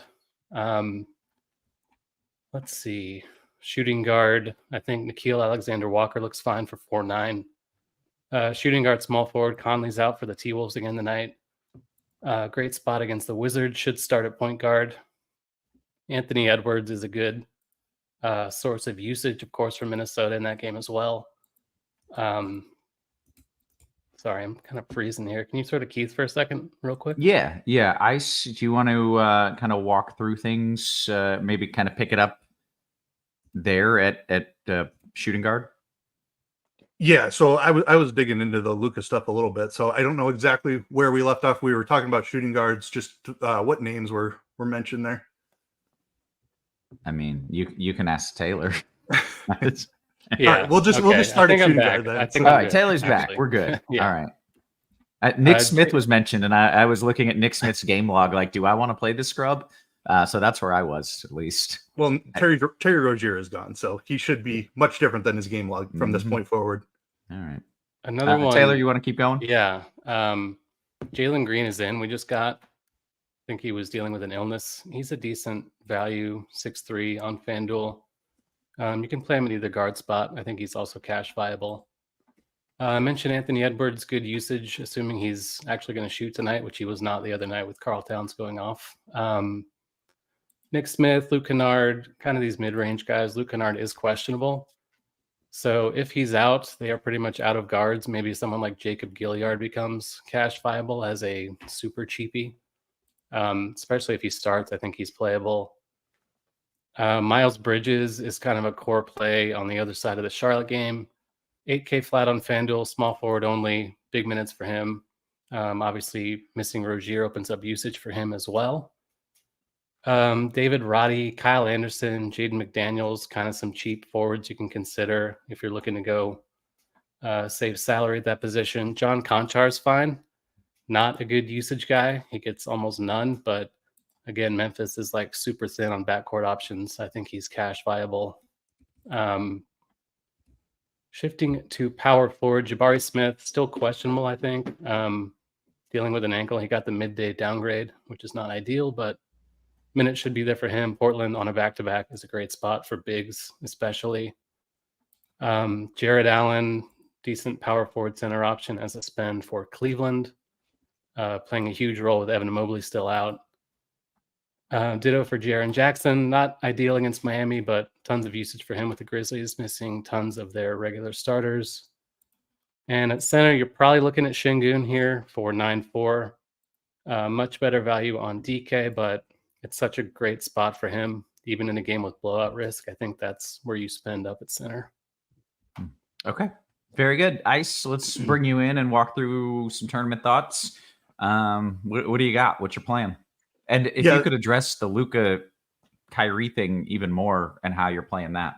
Yeah, that's exactly why I was just doing a little bit deeper dive on that, just to make sure that we had a solid plan here.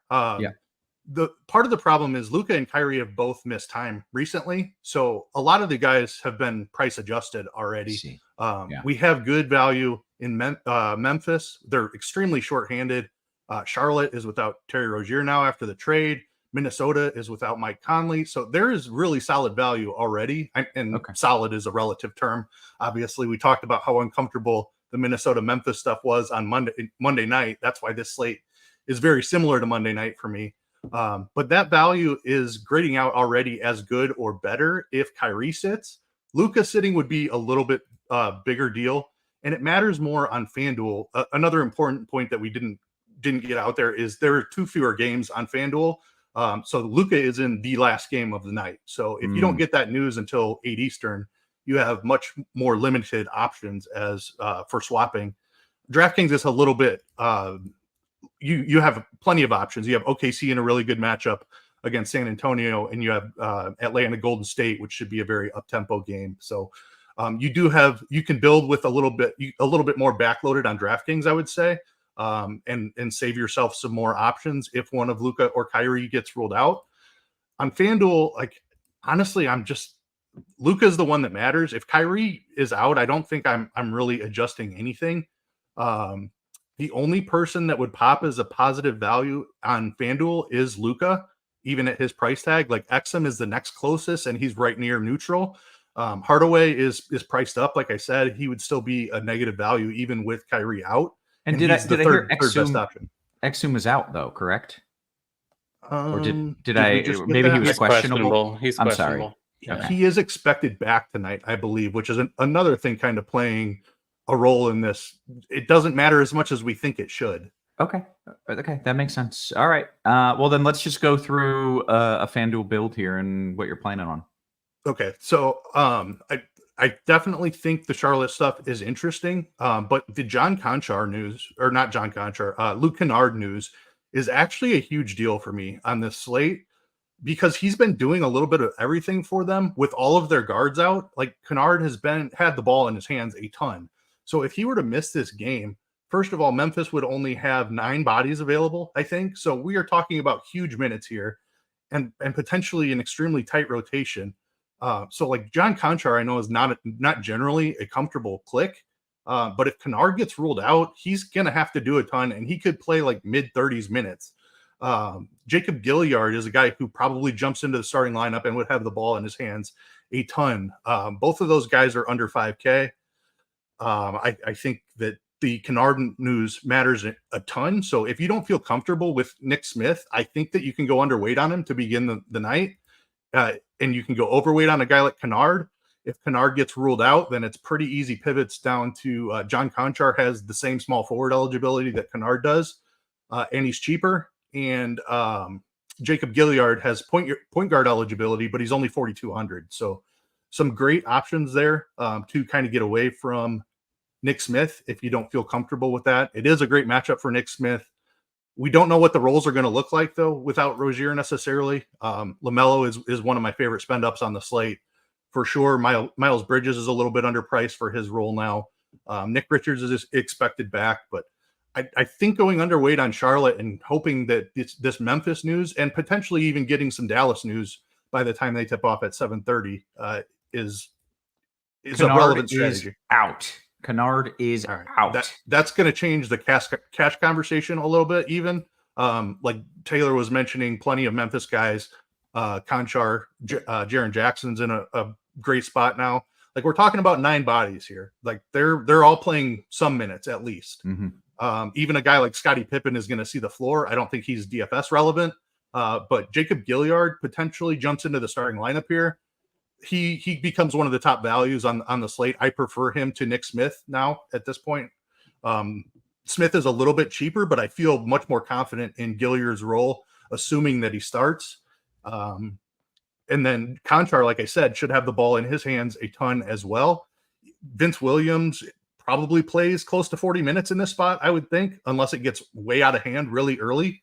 Even if it gets out of hand, though, like you can't just take 4 or 5 guys off the floor when you only have 9 bodies. Like these guys are going to have to play deep into a blowout. So that's why I was so interested in the Kennard news. Memphis is the top value team on the slate for me now. Okay, very good. Anything else that you want to go through here? Maybe walk through position by position or the whole lot? I will do position by position real quick because the slates are different.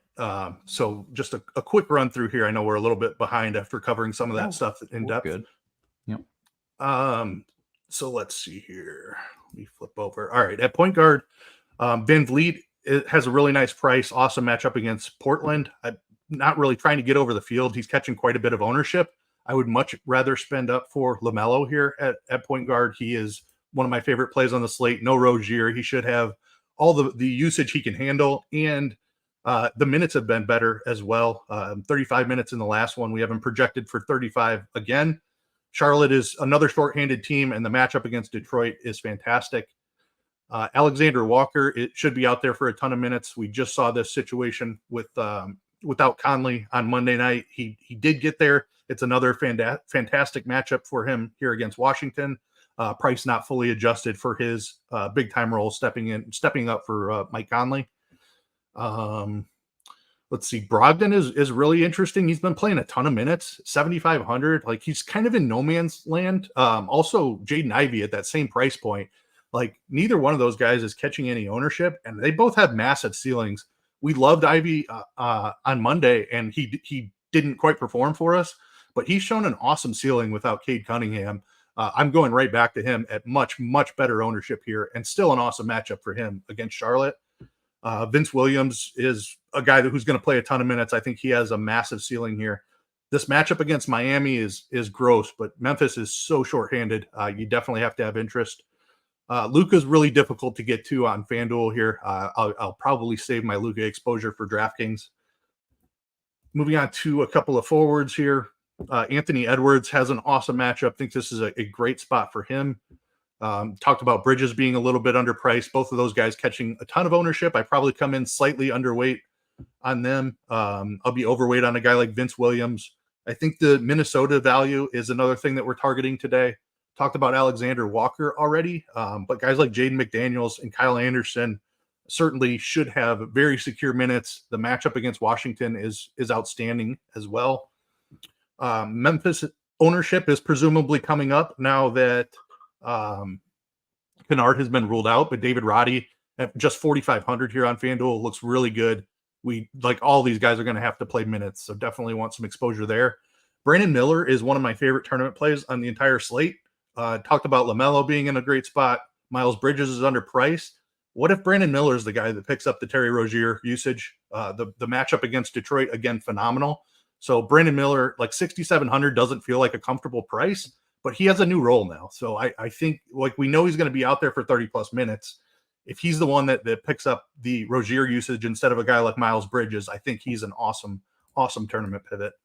At the power forward, Karl Anthony Towns coming off of a 60 plus point outing. I was on Gobert that night. Of course, I'm going back to Gobert more than I'm going to Towns again tonight, just because of the matchup against Washington. It's kind of the same logic that I had in that game Monday night. Like Gobert seems like a solid bet for like 15 to 18 rebounds here against Washington, who's just atrocious rebounding. Let's see here. Kyle Anderson, I already mentioned. Jaden McDaniels. Caleb Martin is interesting. Like we don't know how much Rozier is going to play. If he's a little bit limited tonight for Miami, then potentially Martin could see 30 plus minutes in this spot. Jabari Walker has been playing a ton of minutes for Portland. Definitely think he's viable at 5,800. And then the center position, pretty loaded tonight. Gobert, I mentioned, is one of my favorite tournament plays. Jalen Duren is in an awesome spot here against Charlotte, who we constantly target bigs against. Xavier Tillman is a name that I would prefer not to say here, but I think he has to be mentioned. He's dealing with this knee issue. We talked about him on Monday as well, and then he ended up not starting. So he became a guy that you needed to get out of your lineups. Like, unless that knee is just really bad. And then if you think that Tillman's knee is too bad and he's only out there because they're so shorthanded, then you definitely need to be looking at a guy like Gabriel Gigi Jackson for sure. So Nick Richards, I think coming back is interesting against Detroit. And I mentioned Towns already. Okay. Very good. You guys should know, very important note here. If you haven't checked out NBA Sim Labs, you should, because it is the last day that it's free. It's also the last day that I will screw up the read, because now you got to pay for it. It's going behind the paywall. As of tomorrow, it is officially live, which means today is the final day in beta. It's the last time it's free. The link is in our description. I highly, highly, highly recommend you check it out. I won money with it, so I think at that point they decided, like, all right, this works if this idiot can make money off it. So make sure you're checking that out. You can use the power of the Sims, combining data from every aspect of the site, churning out lineups, matching your preferences. Only takes a few clicks. You can have hundreds of well-built correlated lineups ready to go for whatever contest type you are playing. We also have it for single entry, or for what, shootout? What am I trying to say? Showdown. Thank you. That was the word I was looking for. So make sure you are checking that out. Let's kick it to DK here. Taylor, what's the build over there? We mentioned it's different amounts of games, so I assume the build is at least somewhat different. Yeah. We're getting a lot of Atlanta in optimals on DK. They're fairly priced against Golden State tonight. And Wemby is also a featured player on DK at 8,300 Nice. against OKC. Also seeing Beef Stew is starting. I don't know if we had that projected. They've been starting Knox before. Yeah, the Beef Stew thing, I'm not sure is a huge deal. I guess he might. Yeah, come he up now. was already playing pretty big minutes off of the bench. So like he probably grabs 2 to 4 extra minutes, but I don't think it's that big of a change for him. Okay. All right. Very good. Okay, well, walk me through what your thoughts are on a build here, Taylor. Yeah, so the Gilliard thing is pretty big. We expect him to start with Kennard out. Like we've said, Memphis is really bare bones in the backcourt these days. It's pretty much just Gilliard and Conchar. Gilliard for 3-4 is just super cheap. He hasn't been the safest value in this situation before. I think he got benched in a previous starting opportunity, but again, they've got no one else. He's pretty much got to play. Even against Miami for 3-4, he's kind of a cash game staple on DK at this point. And that really opens things up elsewhere just because he's so cheap. Let's see, a few more point guards. Conchar I mentioned, not a source of usage, but source of minutes for sure for the Grizz. Fred VanVleet, big minute role for him. Not the greatest recent form, but the matchup with Portland on a back-to-back is getting quite good for him and the rest of the Rockets, frankly. DeJounte Murray starting in a big role for Atlanta. Obviously, he starts either way, but much more of an offensive focal point with Trae Young out. He's 8-4 on DK. You can play him in either guard spot. I think he's a very easy kind of mid-range, upper mid-range cash spend at those guard positions. Anthony Edwards against the Wizards should bounce back after his kind of mediocre outing the other night. Washington is one of those matchups we've been picking on all season, and Minnesota should be in a good spot in general. I love that Gobert call as well that Keith made. It's like the best rebounding matchup imaginable. So Gobert should feast in theory. Shooting guard Bogdan Bogdanovic for the Hawks is 6K flat. Should start with Trae Young out. Capable of getting hot from beyond the three-point line. Pretty good per minute guy historically, so he's a very easy cash play in the mid-range at 6K. Nickeil Alexander-Walker for 4,200. He's more expensive than he was on Monday, but still starting, still projected for big minutes, and the matchup is comparable against the Wizards, like we mentioned.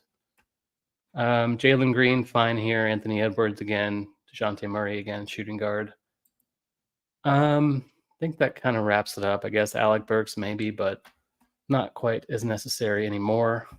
Forward spot, Sadiq Bey. He had another Atlanta Hawk, kind of around 5K, playing big minutes with DeAndre Hunter still out for Atlanta.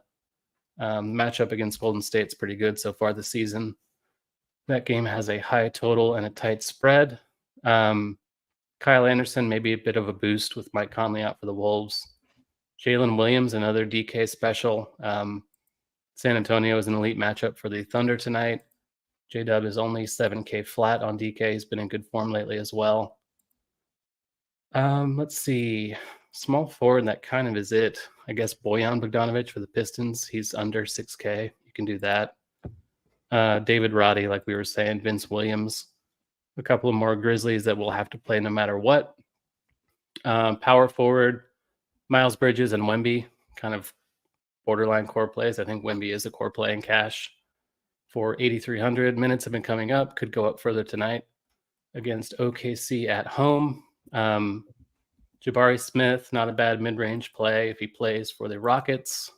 And at center, Wemby, Jared Allen, Miles Bridges, all eligible, but the main piece is Şengün. He's only 8,300. The Blazers against bigs have been getting murdered every night.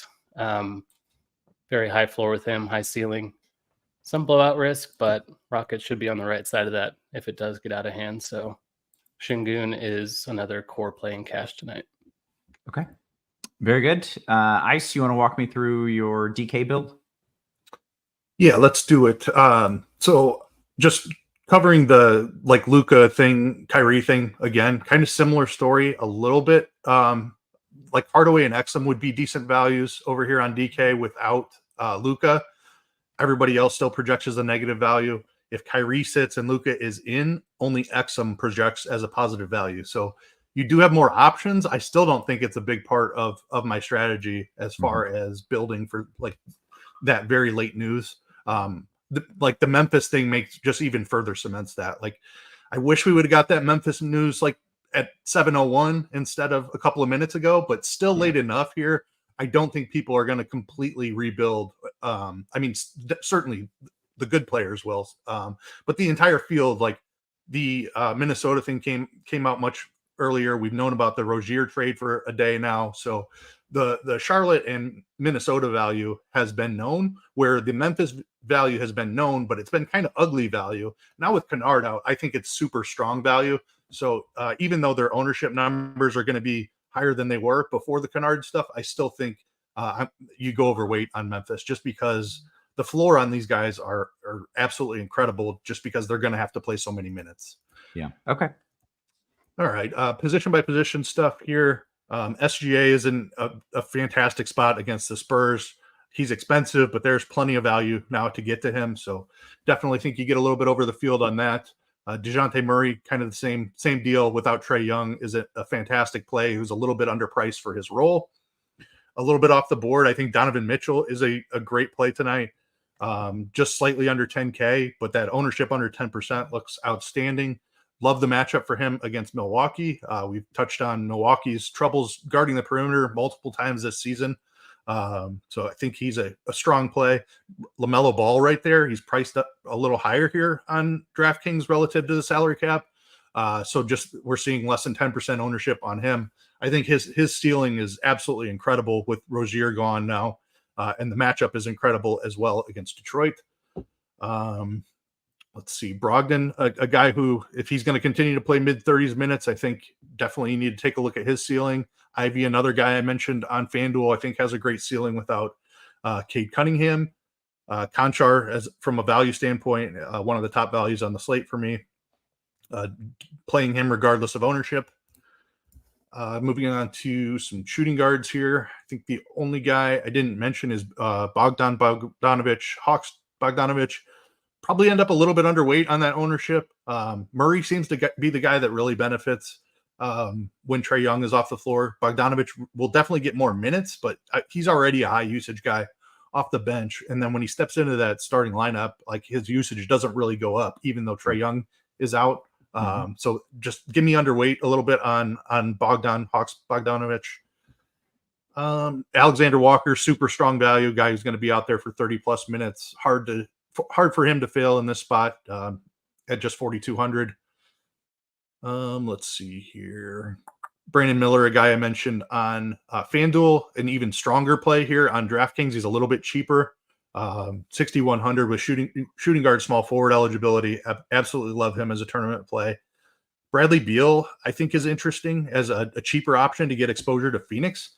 Like that Phoenix Dallas game, assuming both Luka and Kyrie play, could be one of those like superstar matchups that just kind of go back and forth. So despite it being a little bit of a slower pace game, like you could see just the nature of the competitive game kind of speed it up, and you could get some ceiling plays that way. Moving on to the forward positions. Let's see. Wemby, I think, is a fantastic play. We've talked about the minutes kind of creeping up. We know the ceiling is massive. The matchup against Oklahoma City is really good for bigs. Chet on the other side as well. You got a little rookie of the year battle narrative. Yep. So he might be up a little bit for this one. So love Wemby. Definitely want to be over the field on that. I think his minutes are trending in the right direction. Jalen Williams for Oklahoma City, definitely a strong play tonight with a great matchup against San Antonio. Guy is just turning into a superstar. It's part of why Oklahoma City has made a huge jump. Not only is SGA taking a jump, but Jalen Williams has as well. So 7K is a big price tag, but he's been showing ceiling even at that price here recently. Cat is a solid play, as I mentioned, coming off that monster game last night. I do prefer Gobert if I'm spending up for a Minnesota big man. Let's see. Jalen Johnson is extremely interesting. Love the game environment there. Hawks Warriors should be fast paced. He has shown a massive ceiling, potentially more usage available for him with Trae Young off the floor. Sadiq Bey, kind of the same type of situation. He plays big minutes, doesn't always do a ton with those minutes, but I think he's certainly viable. Vince Williams, one of my favorite plays on the whole slate. I think he has to do a ton for Memphis tonight. Not a great matchup, but definitely has to play a ton of minutes. Kyle Anderson, if you're looking for a way to get off the Memphis stuff, I think is viable for Minnesota. Jaden McDaniels as well. And then a couple of centers here. Şengün he's underpriced. It's an awesome matchup against Portland. I struggle to get over that ownership because there are plenty of centers that I want to play here. Jared Allen being one of the main pieces. Cleveland is without Tristan Thompson, so we have Allen projected for 34 minutes. There's a chance that number ticks up into the high 30s, like 40 minutes type of territory. He's been playing a bunch of minutes here recently, and now with Thompson getting hit with that suspension, there's a chance that Jared Allen could play a ton of minutes. I forgot to mention him on FanDuel. He has power forward eligibility on FanDuel, which is huge. Definitely think he's a great play over there on FanDuel as well.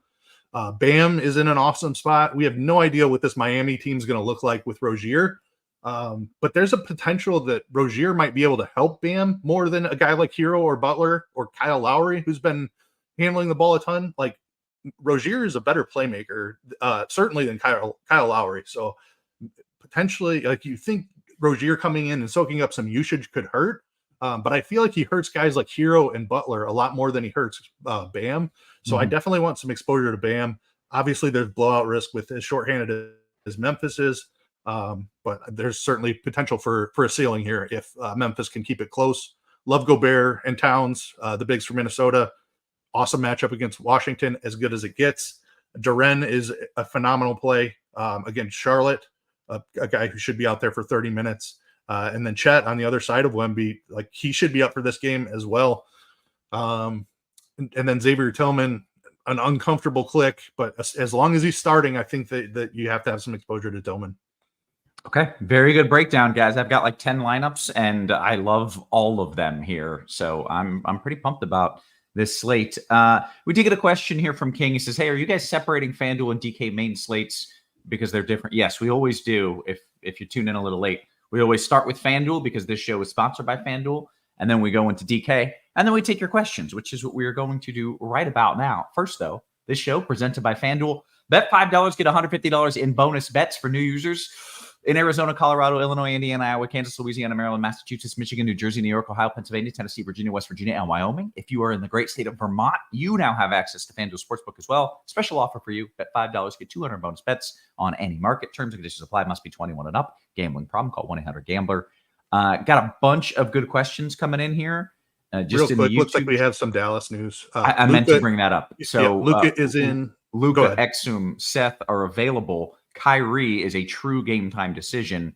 I've got some Exum. At least I got one bill with him, and now I'm like, do you have a Luka on DK? I think you need a Luka on DK. I've got a Luka. Yes, right. I've got a He's Luka. extremely difficult to get on FanDuel, but I think he's an awesome tournament play on DK. If Kyrie ends up sitting, he's going to be way too low owned. Yep. Okay, let's go through some of these questions, and one of them was about Luka, so we do approve. I'm scrolling up just a little bit, guys. I'm going to start here in DK Cash, and we'll need to lightning around this because we've only got 5 minutes. Taylor, if I refuse to play GG Jackson in Cash because I'm not a damn fish, is that going to hurt me when 80% of the field does? I don't think he'll be 80% owned. Maybe if he starts, his ownership will come up, but he's not one of those guys that projects super well. So I don't think he's a must, and I don't think you're dumb for not having him. Okay, great. Similar question here from Jay Sams. This is a FanDuel GPP question. Ice, is playing someone like GG Jackson for Memphis a good tournament play? And can you get away with him playing him and Roddy together since they're so cheap? I think you can play them together, and I do think it's a very good tournament play. Like this Tillman knee thing, like they just refuse to play him for some reason, and I think it's related to the knee, and he's only active because they're so shorthanded. So Jackson and Roddy, I think, are awesome tournament plays. Okay, great. How many of these Memphis guys can you have in one build? Like I've got 3 of them in one of mine, and I'm worried I'm going too hard. I'm good with 3. I probably wouldn't go over that, but they're so cheap that like even if they get blown out and only score 85, 90 points, I think you're still okay there. Right. Like I've got Gilliard, I've got Conchar. Those guys are near free. So it's all right. FanDuel single entry, favorite spend up, Ice. Favorite spend up on FanDuel. Let's see here. LaMelo Ball. Great. DK Cash question, Taylor. Duren or find the extra 1K and play Gobert? I think Duran's fine in cash just because Charlotte is so bad. I'm fine with that. Okay. Let's see. FanDuel GPP Ice, Duren, Gobert, or Allen at center in a FanDuel GPP.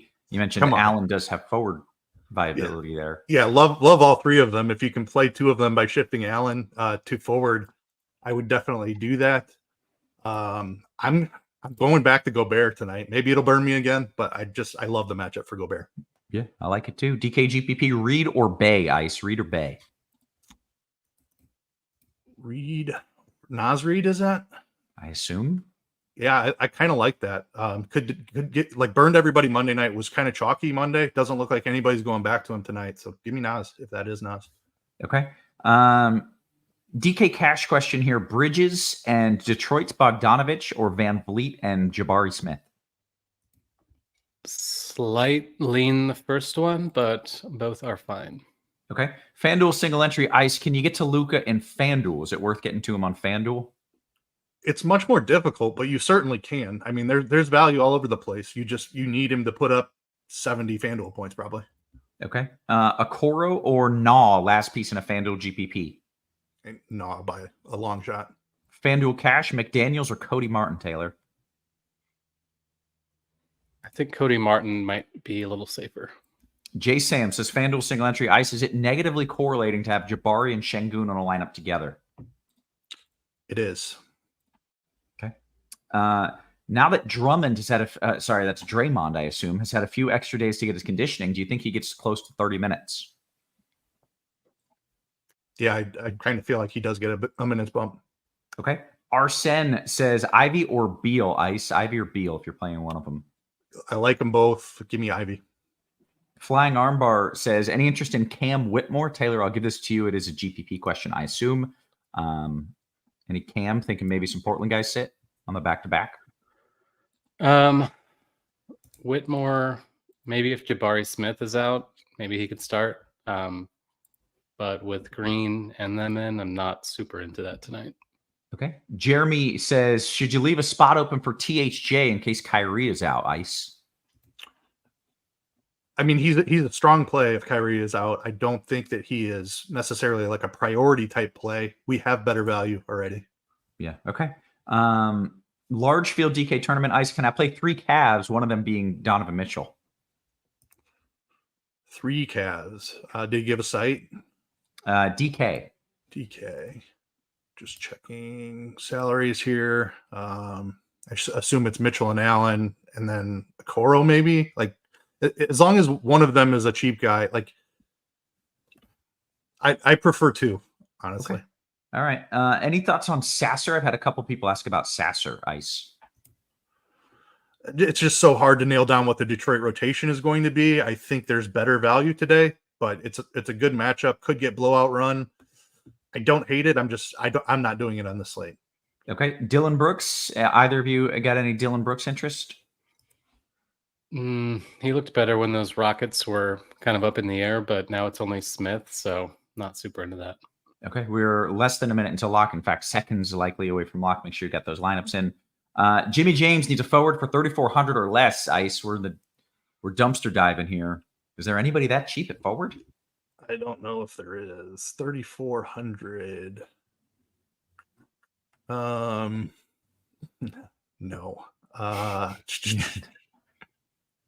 Garrison Matthews, perhaps. Yeah, maybe Matthews. Jetty Osman, maybe.